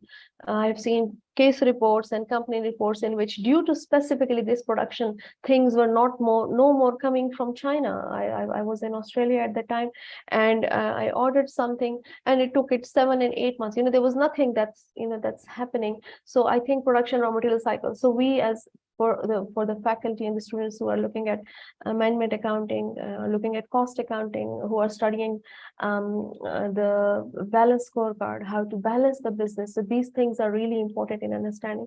On the other hand, everything went online. We had to use digital tools and digital skills to survive. So the customer satisfaction, being from face to face to online, there were issues, and there were areas in which the organization has to really work hard to make sure that the customers, because if they have some constraints, like physical constraints and policy constraints. There are governments who are fighting with each other. They're not allowing people to travel from one country to another.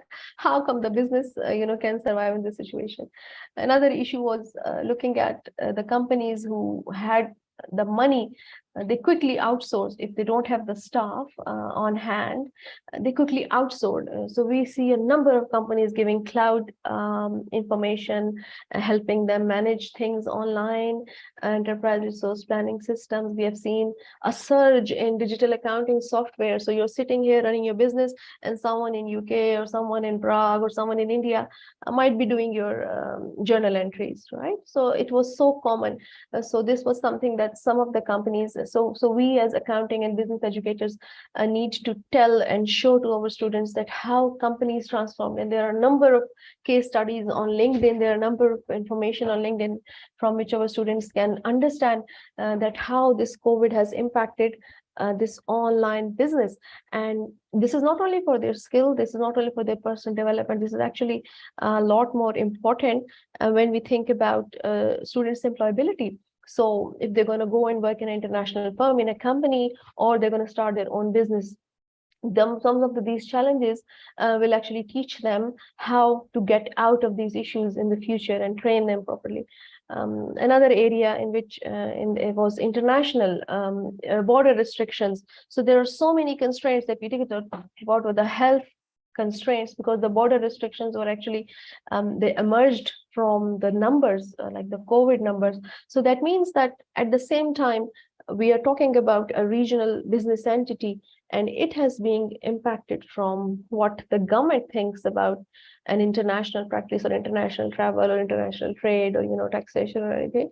So this was something that I also have discussed with my students, and I want the business faculty to focus on it as in the future, that how the change in oil price, how the change in market demand and supply has a negative impact on business sustainability. And if the business has survived all that, and the business has the ability to survive all that, this kind of workers who understand this is the purpose of us, this kind of graduates, we are required to produce people in our college of business so that they know how to handle these situations. And this COVID era, although it has been a very hard lesson, but this was what that was achieved at most, I think, from what we have done. So looking at like summarizing the three things that I looked at is how your the faculty challenges, the student challenges, and how the business challenges. So the crux of this is that we need to think. Now let's respond in terms of what is required of us as something really important that surpasses all of the information that I just discussed. This is actually how accounting skills and business skills have been impacted by COVID in the last 3-4 years. And the most important of it is now IT skills. So this is the, you can say, do or die situation. I read somewhere on the LinkedIn that a professor, I forgot the name, but she said that someone, artificial intelligence is not going to replace us, but someone who knows artificial intelligence is going to replace us. That means that for any student or any employee, if they don't want to be replaced, they need a particular set of skills to survive. And based on what's happening in the world in the last 6 months, these 5 skills that's right on the screen, I have understood that they are really important, specifically if you're working as an accountant or an auditor in the future, because all of these actually surpass, and you can say have impact on whether you are studying HR, whether you are studying you can say IT, whether you're studying finance, whether you're studying HRM, or whether you're doing undergraduate in management information systems, or you can say MIS, or you are looking at forensics, or so that means that these skills would be required to take a look at information from all these domains, right? So now we have looked at how companies use data.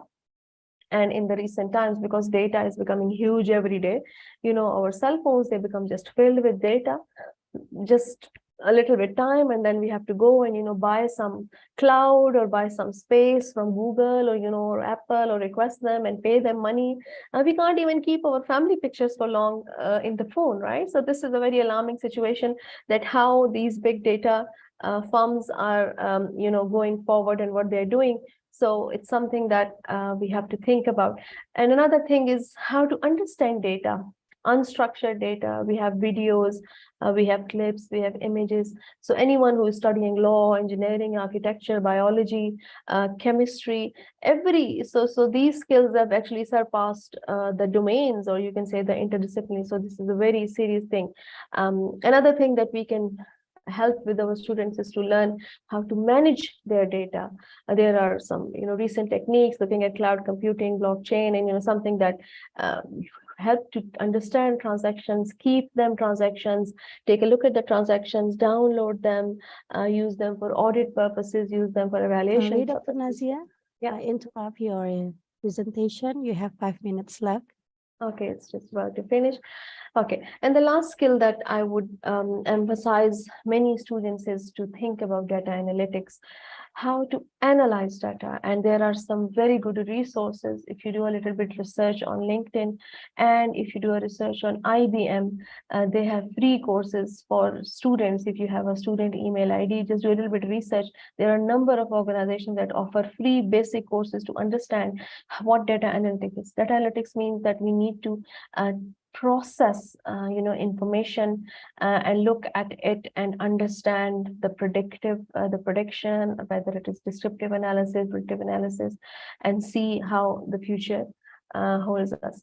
So let's just, this is just some things that and the last slide is about just giving you some information as to how the recent changes in artificial intelligence have changed the work.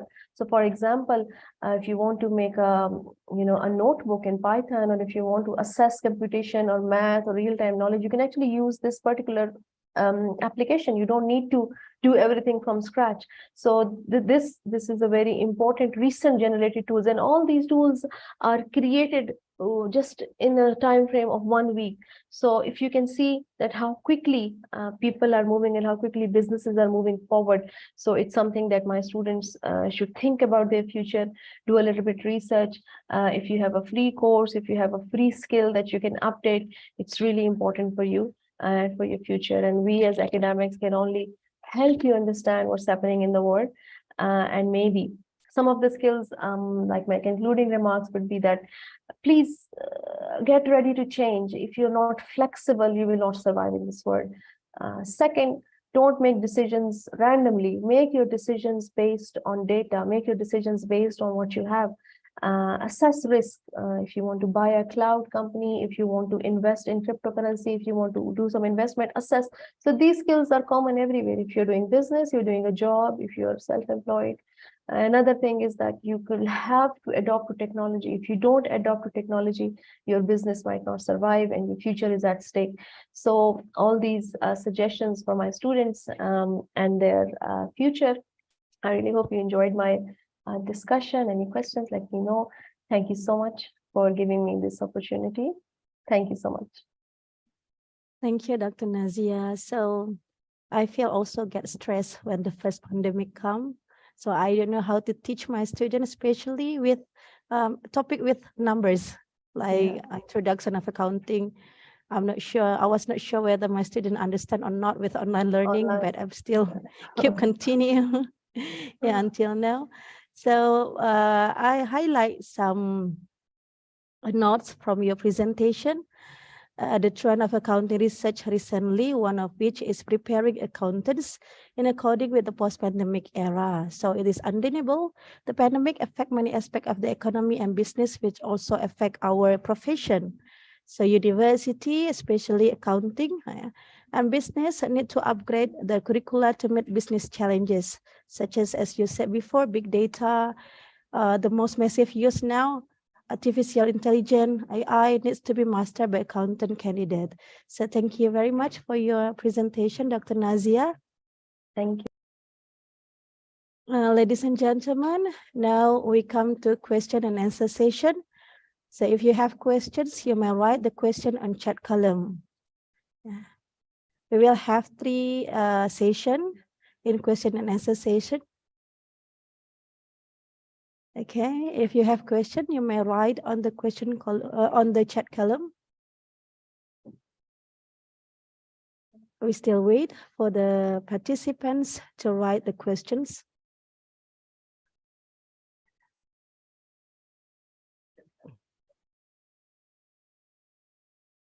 Okay, we have got some questions. Maybe the technician can share the question on screen.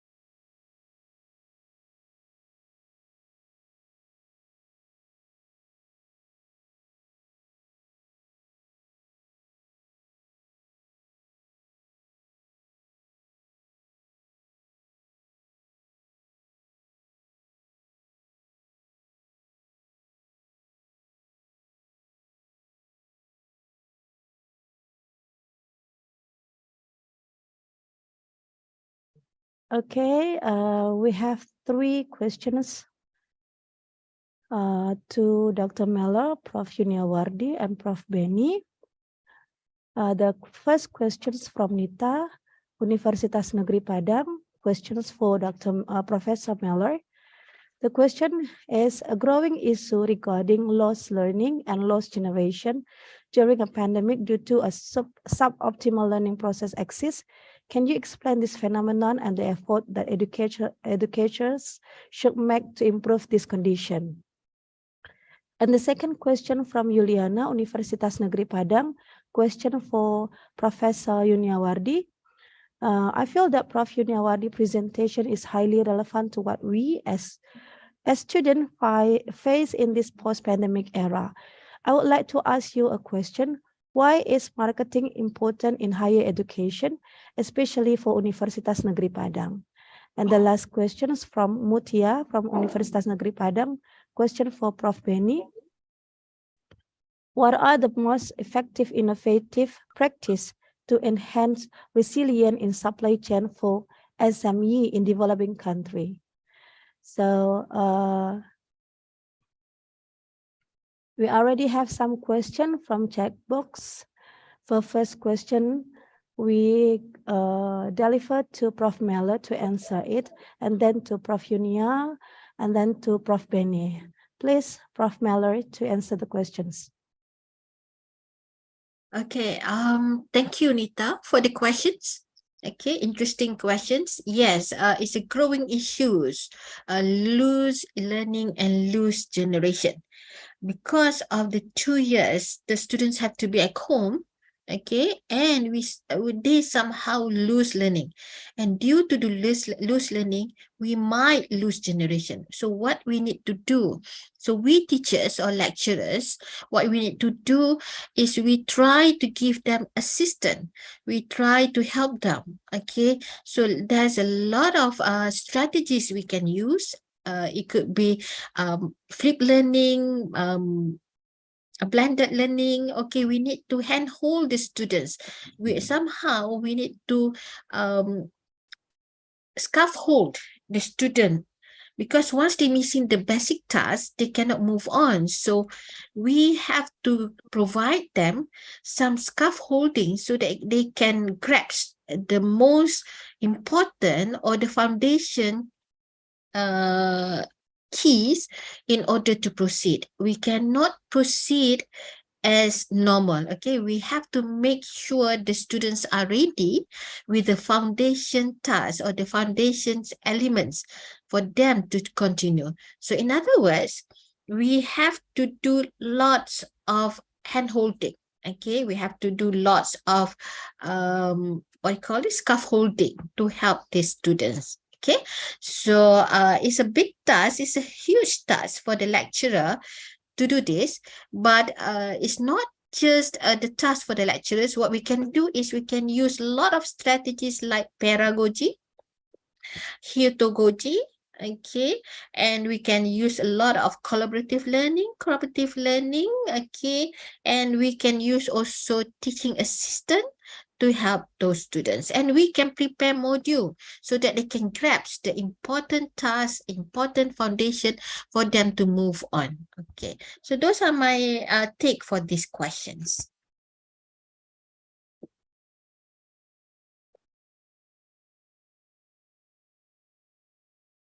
Okay, sorry.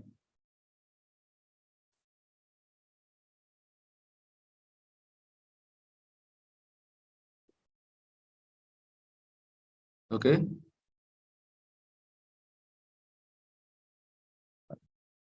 Yeah.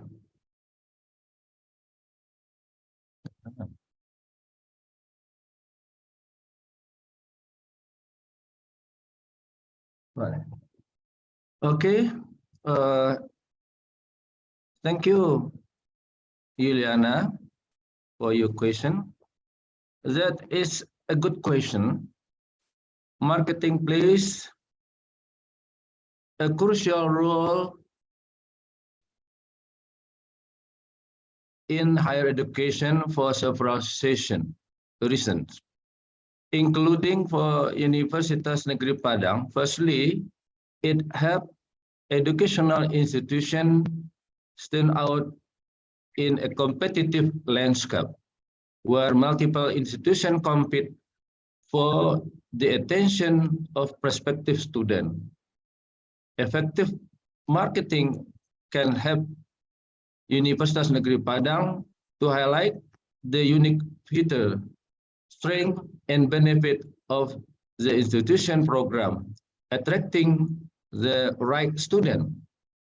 One of the strength and unique characteristics of OMP is it is excellent in producing educator, as UNP was formerly known as PICEEBA Padang. This is a strength and uniqueness that can make the UNP brand strong. So we can conclude that marketing have built and maintained the UNP's brand image and reputation, which can impact enrollment numbers, student satisfaction, and alumni engagement. Thank you. Thank you, Prof. Yeah. Now we come to the third question to Prof. Benny. Prof. Benny, please. Okay, thank you. The question was, what are the most effective, innovative practices to enhance resilience, right? So I'd like to say, first of all, that there are many ways of ensuring the resilience of supply chain, and depending on where we are in the supply chain and our roles of our stakeholders. So for instance, if we look at, if we are a supplier, then certainly we would like to be more agile so that we can respond to the disturbance. So resilience means that you will be able to respond to disturbances better.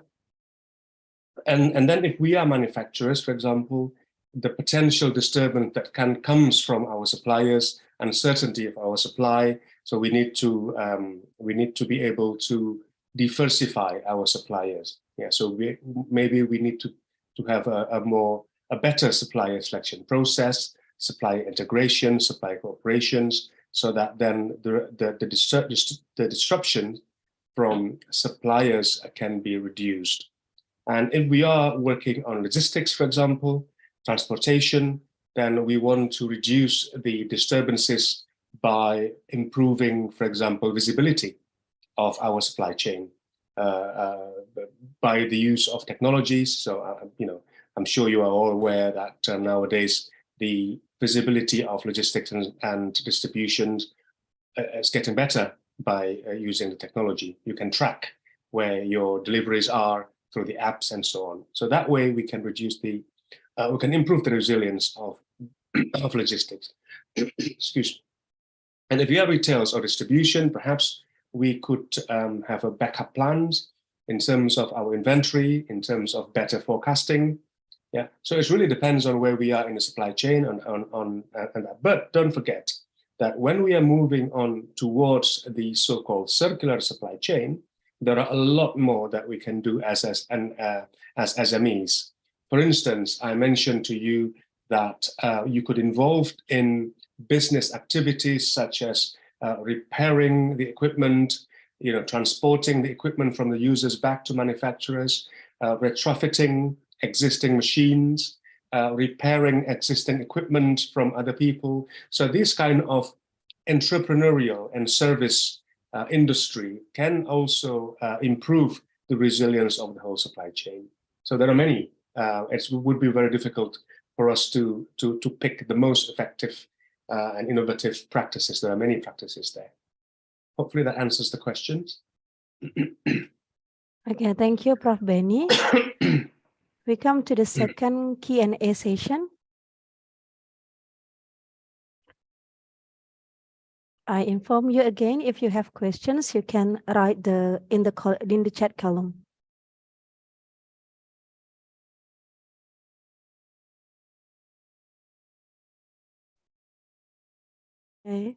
Okay, we have 4 questions in this second Q&A session.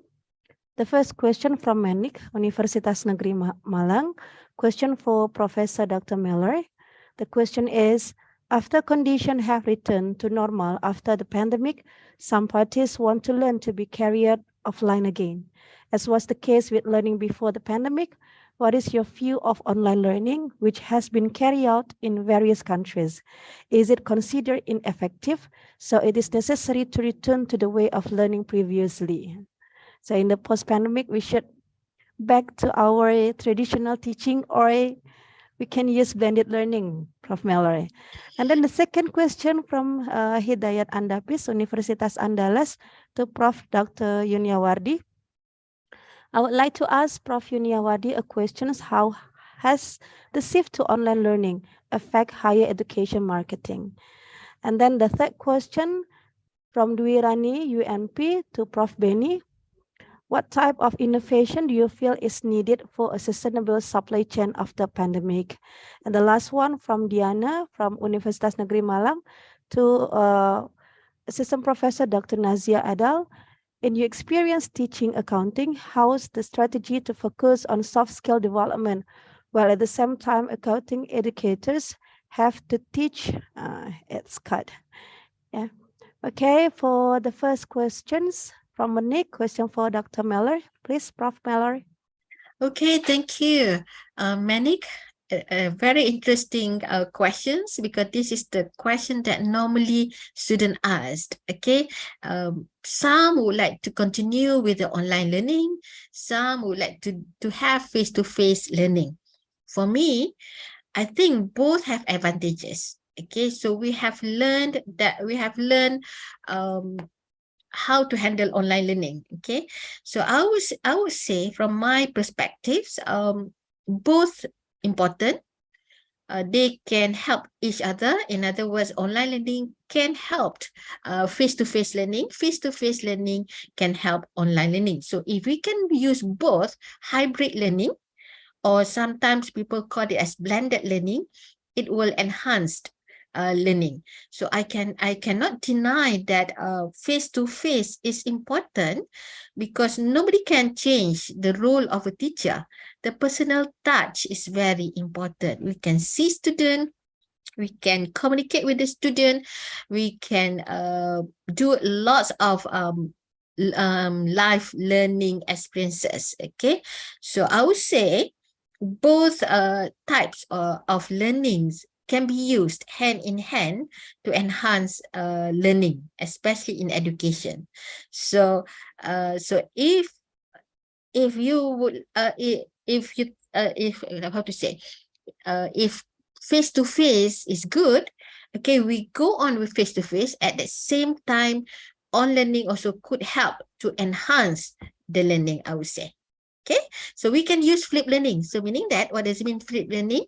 We can give all the tasks as lecturers or teachers we can give tasks before using online. Before, and then they got to read and they got to prepare the questions or the answers or activities. When they come to class, we can do lots of activities. That would save time. That would prepare the students before they come into classes. Okay, so that's my answer, moderator. Thank you, Prof. Mallory. For the second question from Hidayat Andapis from Universitas Andalas, question for Prof. Dr. Yuniawardi, please, Prof. Yeah. Okay. Thank you, Hidayat, for your question. I think the shift to online learning has had a profound impact on higher education marketing. Institutions have had to adapt their marketing strategies to highlight their online course offering and showcase the benefit of remote learning. Now we can see various universities offer virtual campus tour, webinar, and interactive online content that become important tool to engage prospective students. Institutions have also focused on addressing concerns related to the quality and effectiveness of online education through testimonial, success story, and evidence of student support system. Thank you. Yeah, thank you, Prof. Yunia. We come to the next question from Dwirani to Prof. Benny. Please, Prof. Benny. Okay, so the question was to type of innovations do you feel is needed for a sustainable supply chain after pandemic? So there are two keywords here. The first one is pandemic. When we think about innovation for pandemic, the first thing that occurs in my mind is that we need to be part of that existing supply chain. So when we return to normal, then if we look into opportunities that exist in our existing supply chain, we identify what value that we can add to existing supply chain. That would be the first stage, first steps. Now, this next one is we could look at anything that can bring revenue. As I said to you before, the shift from the cost centers to revenue centers means that the roles of supply chain nowadays is changing too, from cost centers to revenue centers. So anything that can bring revenue would be good. So service supply chain, for instance, you're partnering with the existing players in a supply chain to deliver, to be subcontractor, to deliver some services to the main contractors or the main stakeholders of the supply chain. And most important to me is that anything or any activities in the supply chain that can prevent a pandemic. Yeah, so if you are talking about how to return to normal and how to benefit from the supply chain after pandemic, then you need to prevent the next pandemic from occurring. So if you want to get involved in healthcare supply chain, for instance, delivering medical medicine, delivering healthcare equipment, that will then certainly be an innovative solution after pandemic. And finally, education. Education is very important.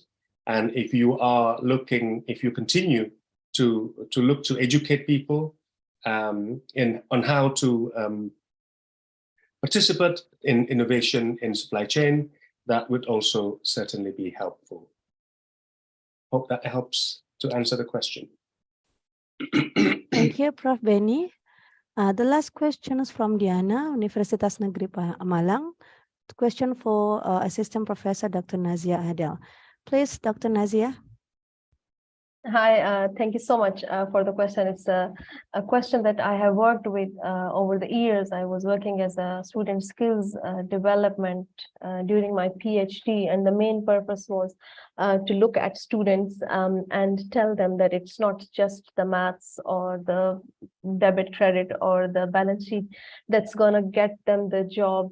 It is actually the skills like, communication, like problem solving, adaptability, emotional intelligence, talking with people, managing people, patience, time management, multi-tasking at one time. These are the things that gonna get them the job in an interview. When you're a business graduate, everybody has the degree, everybody has the grades, but only very few get the job. Why is it so? Because of the importance of the soft skills that are required. Okay, let's see what I have used and I have tried over the years. The most important is I would give teamwork. I would give something for them to research, something that they have to do together. I would ask them to stand up and explain something to me. I would request the students to write. In one of my recent MBA classes, I did a self-skill assessment quiz in which I asked the MBA students, you have been working for the 10-15 years, what are the skills that you have developed over the years, and do you think these are transferable? For example, if one of them is an engineer, one of them is a doctor, so they must have some basic transferable skills that could actually transform from one profession into another, because now they're going to be managers. So I've done a skill assessment for my students. I want them to look at them and tell me what skills they have, so it's silk perception, skills perception. Another way of doing it is to take them somewhere, an industry expert, a company, a person who is running his business. They should go and talk to that person and see how things are done in real life, right? So case study. Another way, very good for researchers can do, you can check on Harvard cases online. You can check about how real organizations have evolved and shifted. You have to give them social and experimental examples of the business that are not based on your word crowded content of accounting topics, because this is they have to do. They will cram, they will do whatever to pass the exam, right? So you have to work a little bit extra on around that. So it's really important. And if students are listening to me, trust me, yes, most of you will get good grades. Most of you will have that already tick in your resume. But the thing that's gonna give you the job is these soft skills. How to develop them?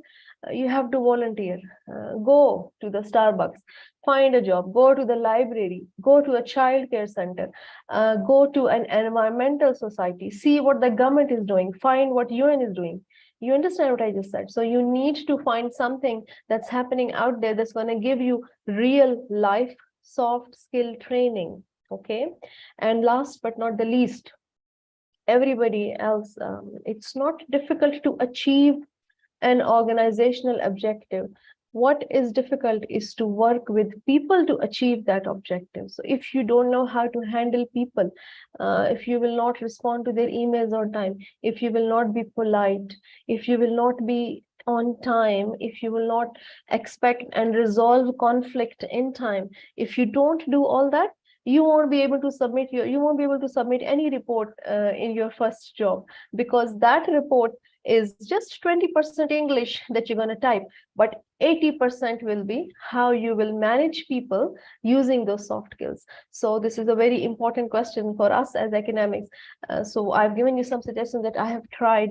Other thing I do is mentoring.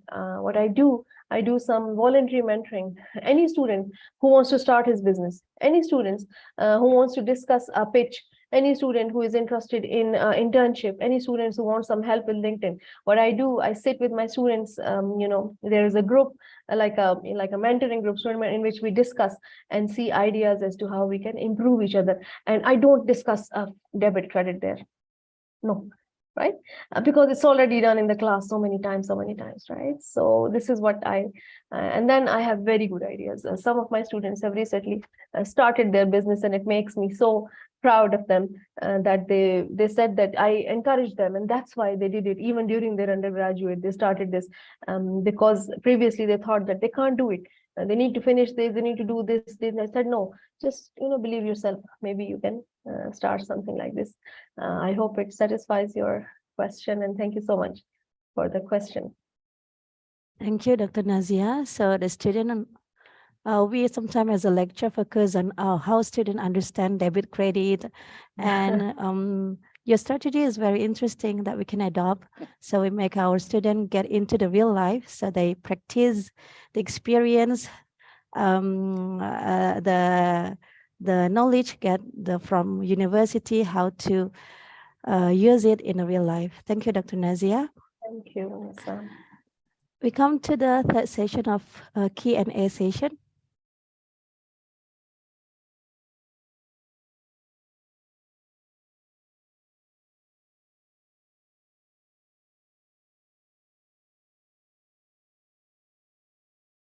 Okay, in the third question and answer session, we have 4 questions.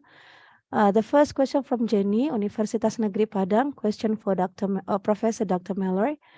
The question is, are there any new competencies that need to be prepared to optimize learning in this post-pandemic period? And then the second question from Siti, from UIN, question for Professor Dr. Yuniawardi. In your opinion, what role does social media play in post-COVID higher education marketing? And the third question from Fitria Ningsih from UNP to Professor Benny. The question is, what are the most crucial steps that must be taken to make a sustainable supply chain successful? And the last one from Ellie, student at UNP, question for Assistant Professor Dr. Nazia Adel. The biggest problem right now is how the business landscape has changed since the pandemic. Together with technological advancements like IA and accounting related issues, still need an accounting or sufficient IA. I can see the rest of the questions. It cut. Okay, sorry. So we have 4 questions to be answered by our 4 invited speakers. For the first question to Prof. Dr. Mallory, please, Prof. Okay, thank you, Jenny, for the questions. Very interesting. What are the new competency? Definitely, the new competency will be the digital, the use of technology, digital competency, or the use of technology. So, as we know that technology have 2 ways. Either you can use it good ways or to use it bad ways, right? Especially nowadays, we have ChatGPT. Okay, the use of artificial intelligence, ChatGPT. Student can use that to help you to enhance learning, but it also has some disadvantages, especially in terms of plagiarism. So as student, you should be able to know what to do, what to take, and what not to take. So it's to be or not to be, as what Shakespeare said, right? So we should be able to learn how to use technology effectively in learning. Okay, so that's my answer for that. Okay, thank you, Prof. Mallory. So technology must be mastered by our students nowadays. Right, yes. That one of the lesson of pandemic. Yes, right. Okay, for the second question from Siti to Professor Yuniawardi, please, Prof. Yeah, thank you, Siti. Good question. I think social media platforms have become indispensable tools for higher education marketing in the post-COVID era. Institutions are using social media channels to engage with prospective students, share campus updates, and showcase student experience. Live streaming events and virtual panels like PICEEBA are being utilized to create interactive and authentic connections. So, social media also offer platform for targeted advertising and building online communities where students can connect and engage with each other. Thank you. Thank you, Prof. Yunia. So, in pandemic, social media increase, and we use the increasing of social media nowadays to market our education. The third questions for Professor Benny Cahyono from Fitria Ningsih. Please, Prof, to answer the questions. Okay, so the question was what was the most crucial steps that must be taken to make the sustainable supply chain? Not a clear question, because I was looking for taken by whom. So I'm going to answer it a little bit more generic too. For sure, if we look at sustainable supply chain, we reduce waste, and also we reduce pollution from this. So how to ensure that our supply chain can reduce waste? Waste include materials, byproducts, but also includes time and also resources. So any activities that can reduce reduce the waste would also ultimately improve the sustainability. Now, how to do that? For me, there are two things. One is the carrot and the other one is the stick. So the carrot, for example, on how to convey the messages of sustainability, the benefits of it through better education, awareness of sustainability, and also promotion of sustainability. For example, there are many influencers. These are all helping in terms of conveying the messages of sustainability. On the other hand, we also need the governance. We need a stronger regulation. We need stronger law to ensure the sustainability. So that companies or manufacturers are not polluting the environment, for instance, and also tougher regulations on air pollution, for instance. So those are some steps that can be taken to ensure sustainable supply chain. Okay, thank you, Prof. Beni. We come to the last question from Bu Erli to Dr. Nazia. Please, Dr. Nazia. Hello. So I think what I think is that AI cannot replace a person, but we are yet to see what happens in the future. However, let's think about accounting. Some of the things that we do in accounting are like daily, recording the transactions daily, making a weekly report, making a quarterly report, looking at financial statements. So most of the tasks are repetitive. I mean to say that I put it into a system and I just tell the artificial intelligence generated application that you need to do this task and this is going to be done. Then yes, a repetitive task that does not involve human thinking, critical thinking, or you can say decision making that depends upon situation. Yes, this will be easily delegated to AI. This is already being done. There are so many companies who would just put their data into the system. However, when they look at that output data, it's actually their brain, their analytical thinking that will be used to make a decision for the future of the business, right? Yes, we can use ChatGPT and see any other AI robot to tell us, what's going to happen. So what about the pandemic? So what about anything? What about a fire in the warehouse? So the real life, the element of real life, which cannot be subtracted from business and accounting. Yes, I personally think, yes, accountants cannot be replaced by AI fully. Some tasks of accountants, some tasks of business managers, yes, we can get support from AI. We can use that system to improve the data we are looking at. We can use that system to prescribe what's going to happen in the next year. We can use that system to increase profitability, yes. But then again, some decisions are made in the boardroom. Some decisions are made by talking to people and discussing, where the business is going, which is never 100% perfect. So I think human factor is really, really crucial in this situation. And we are yet to see what happens in the future. But as an academic with some experience in the industry, I worked as an auditor for many years. So I don't see, even with audit, there is a standard, there is a data, but it's your professional judgment that comes from your brain. So I don't think that professional judgment is something that should be expected from artificial intelligence generated applications, although we are yet to see what's going to happen in the future. But I don't predict that, something like this is possible, or I don't see that we might have, something like this. But it's a very interesting question. And I think someone who's doing research, they should focus on it and take a look at some of the recent publications. If you go to Google Scholar, I've seen some publications that specifically talk about the fourth industrial revolution and the changes in the skills and how it's going to impact accounting. in the future. And also for us, we should not sit idle and just see what is the buzz about and what are the people talking about. No, we should go do our own research. We should learn how we can use this for our benefit in our business, so we can assist and use the technology. So just like, you know, in the movies, you have to think smart, you know. You can't just let the technology run you. You should be the one who should be, you know, running the technology. I know it's going to be difficult in the future, but this is my limited opinion or my exposure. Thank you so much. It's a very interesting question, and I think we should think about it.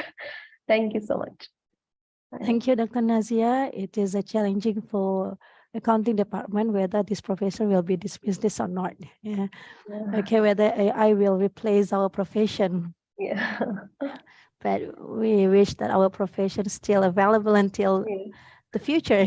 Yeah. Okay.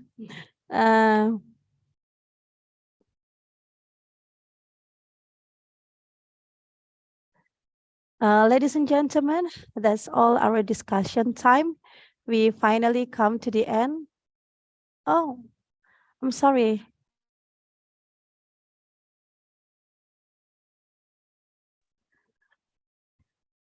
Okay, sorry, we still have one more question and answer, the last session. We have 4 questions from Bu Rita, Universitas Negeri Padang. Question for Professor Mallory.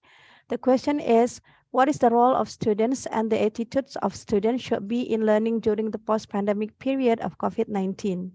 And then the second question from Donna to Professor Yuniawardi. One, the impact COVID-19 for higher education is digitalization. Then challenging culture for Gen Y and Z are strongly different.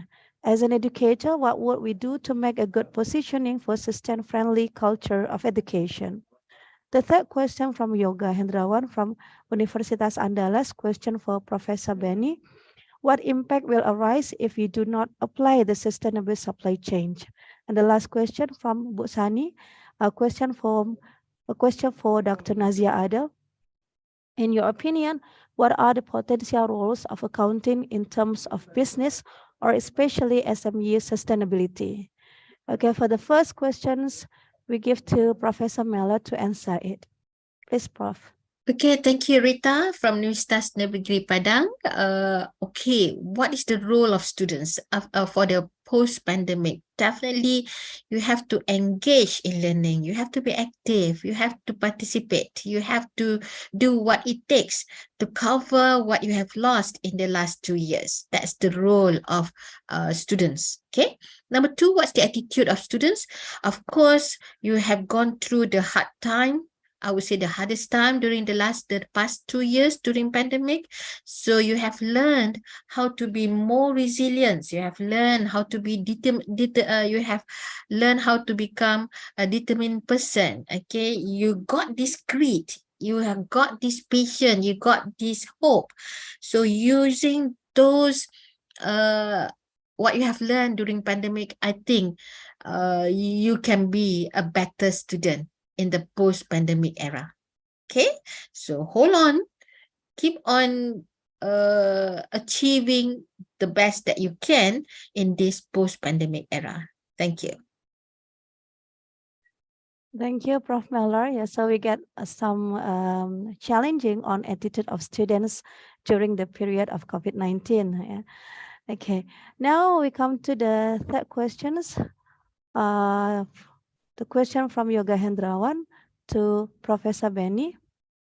Professor Benny, please, you can answer the questions. Okay, so the question was the impact. What would the impact be if we do not apply the sustainable supply chain? Well, I guess I'm going to take a look at the word sustainability. And it implies here the sustainability is only about environmental concerns, but actually sustainability also covers the economic sustainability as well as social responsibility, because it's usually there are 3 pillars in sustainability. So if we don't apply sustainability, I mean, in economic sustainability is obviously there will be, economically it's not going to be good for the supply chain, because supply chain is is about economics typically. But then if we don't apply environmental sustainability in our supply chain, it will depend on the governance in that particular supply chain. It also depends on the state of the supply chain. If the supply chain is robust enough, then it's probably less disturbed. If it's not too robust, then it will be disturbed by the sustainability issues. Again, social sustainability will disturb or will disrupt the economic sustainability. For instance, when we look at these social sustainability, for instance, the use of children in our supply chain, that is also not good for the supply chain as a whole. Yeah, so it depends on the situation, but for me, the main thing is also governance of that supply chain. Okay, thank you, Prof. Benny. We come to the second question from Donna, UNP, to Professor Dr. Yuniawardi, please.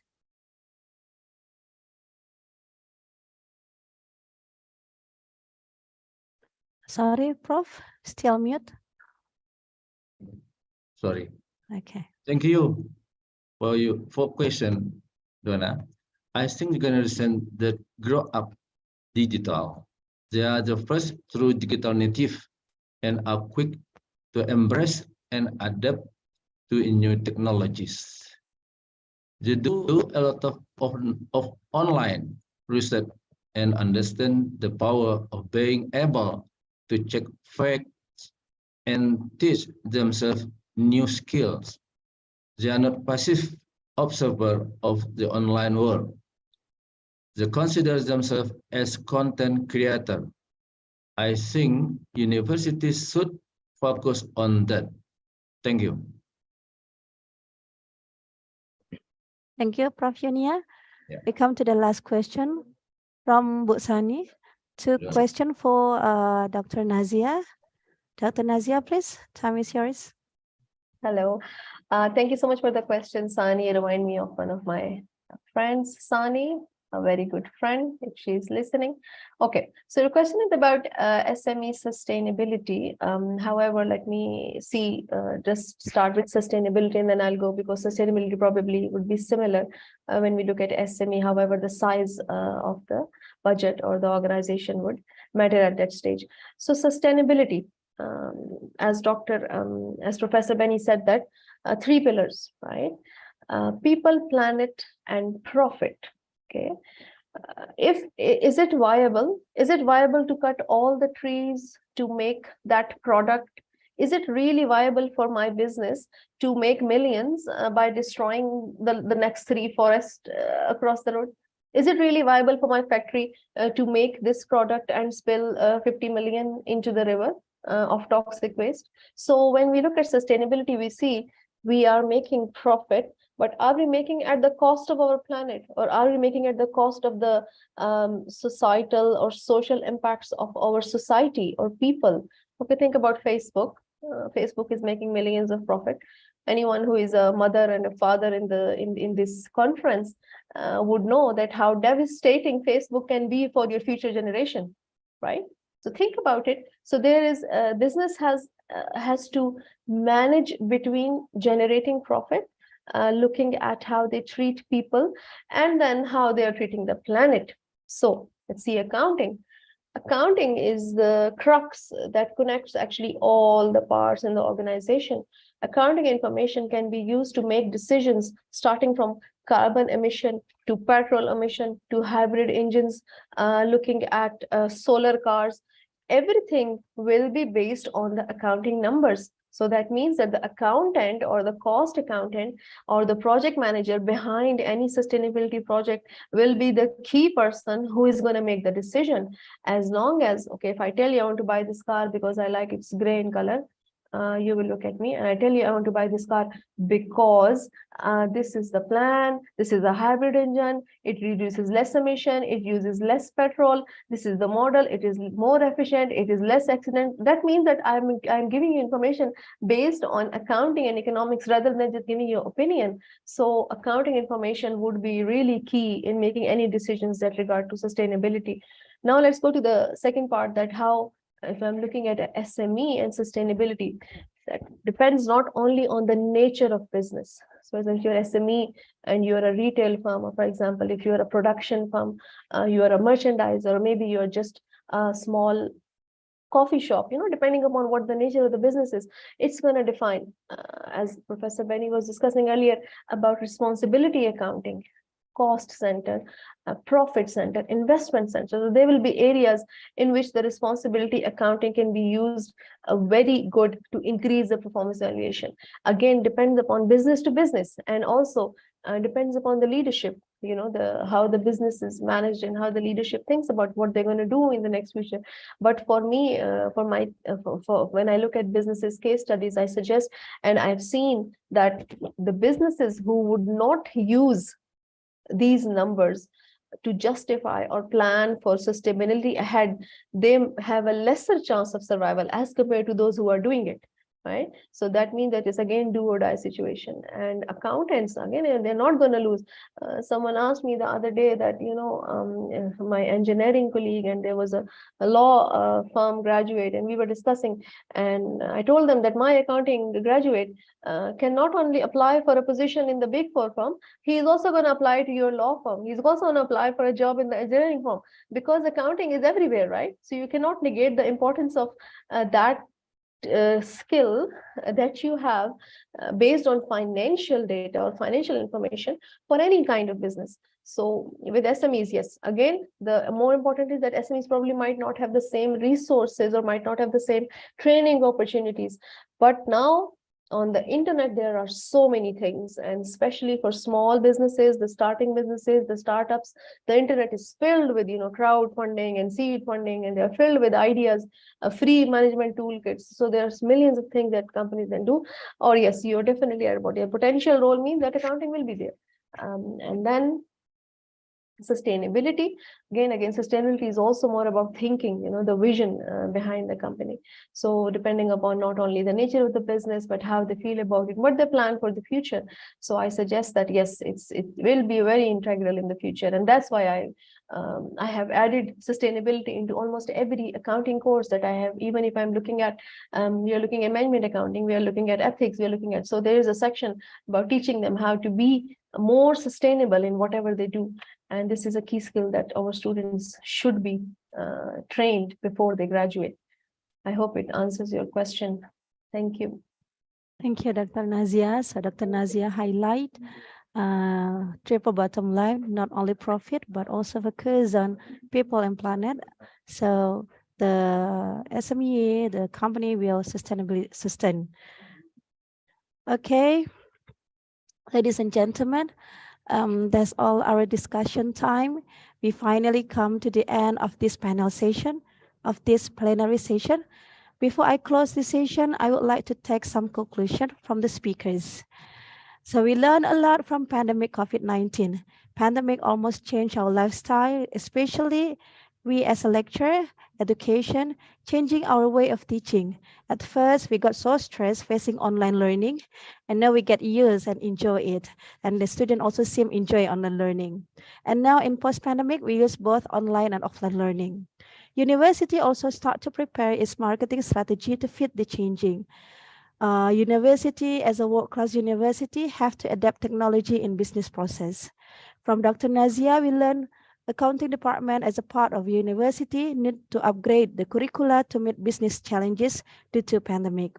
However, again, pandemic give us a big lesson, how the transition from traditional to online, and now in post-pandemic, how both tradition and online used to enrich our teaching. In supply chain, to make it sustainable, we identify the value of the changing and apply it to make our product sustainability in the future.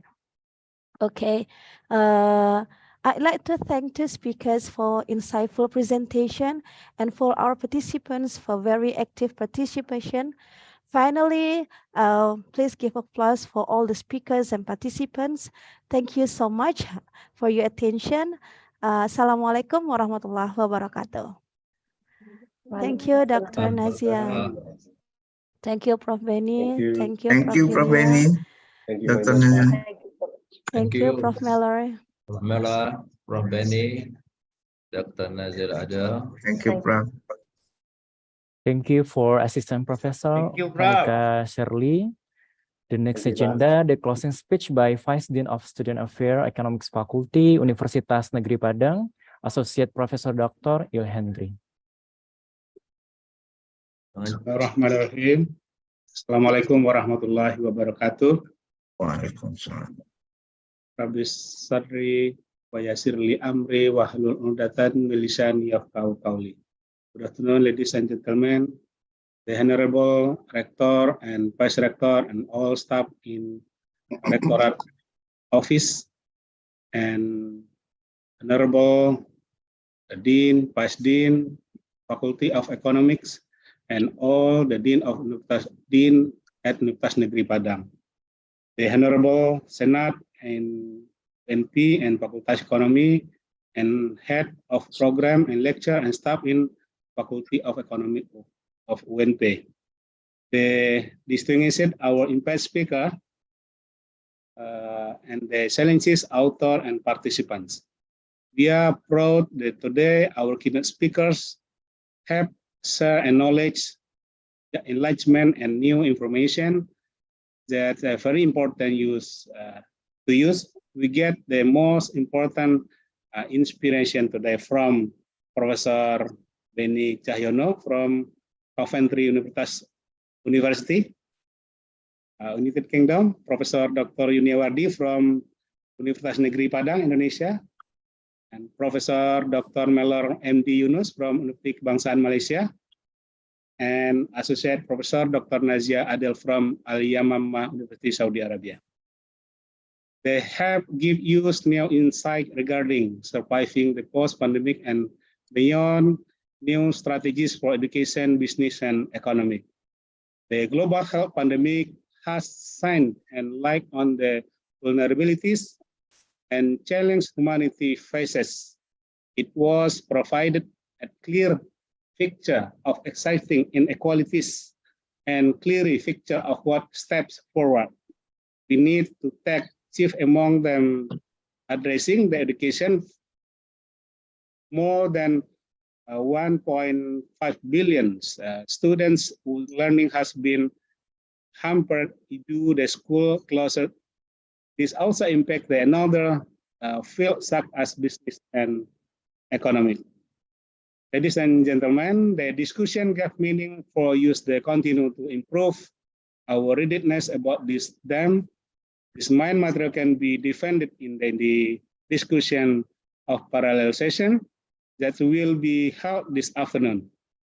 And hopefully the authors and participants can convey more the in-depth ideas to elaborate the result and risk of the research carried out and discussion with colleagues in the available rooms. The implementation of this activity is fully supported and carried out by a solid team from the Faculty of Economic UNP. Hopefully, in the future event will be better and contribute significantly to the development of the fields of economic, accounting, management, and economic educations.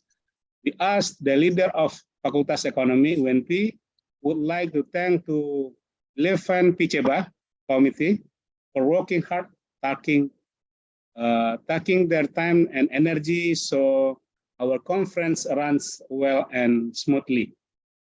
I also thank to participants who have participated in the series of events from beginning and the end. Amazing achievement with more than 1,000 participants either or Zoom and YouTube.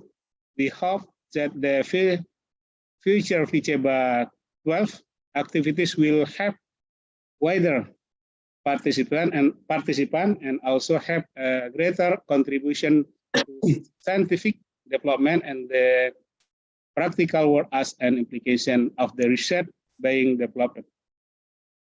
We pray to Allah Subhanahu wa Ta'ala, our program is blessed and give blessing, and hopefully all of you will always be given long health and success.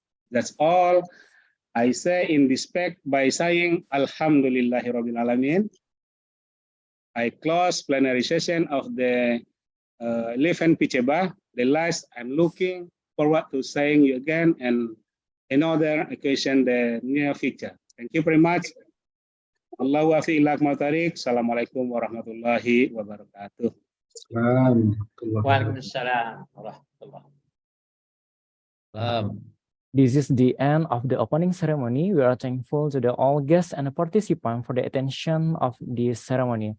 According to the agenda, parallel session will be start at 1 p.m. For the information of parallel session, I already share on the WhatsApp group of the presenter and author. See you the next event of PICEEBA. Wassalamualaikum warahmatullahi wabarakatuh. Waalaikumsalam warahmatullahi wabarakatuh. Terima kasih Prof. Melor, Prof. Benny, Terima kasih. Prof. Yunian. Prof. Melor, thank you. Thank you very Terima much. kasih Prof. Benny. Terima kasih Pak, izin live. Terima kasih. Sampai Terima jumpa kasih lagi, banyak, Pak. Prof. Matur nuwun Bapak Ibu. Ya. Sami-sami, Matur Prof. nuwun. Sami-sami. Sami-sami, Prof. Selamat Pak Rino. Terima kasih Pak Dekan. Sukses. Sama-sama Pak Dekan, Pak Widi. Yo. Terima kasih, Bapak. Mantap, Pak Rina. Ya. Ya, terima kasih sama-sama terima kasih. Ya. Sukses panitia 11. Terima kasih semuanya. Makasih Bapak Ibu. Ya, terima kasih. Udah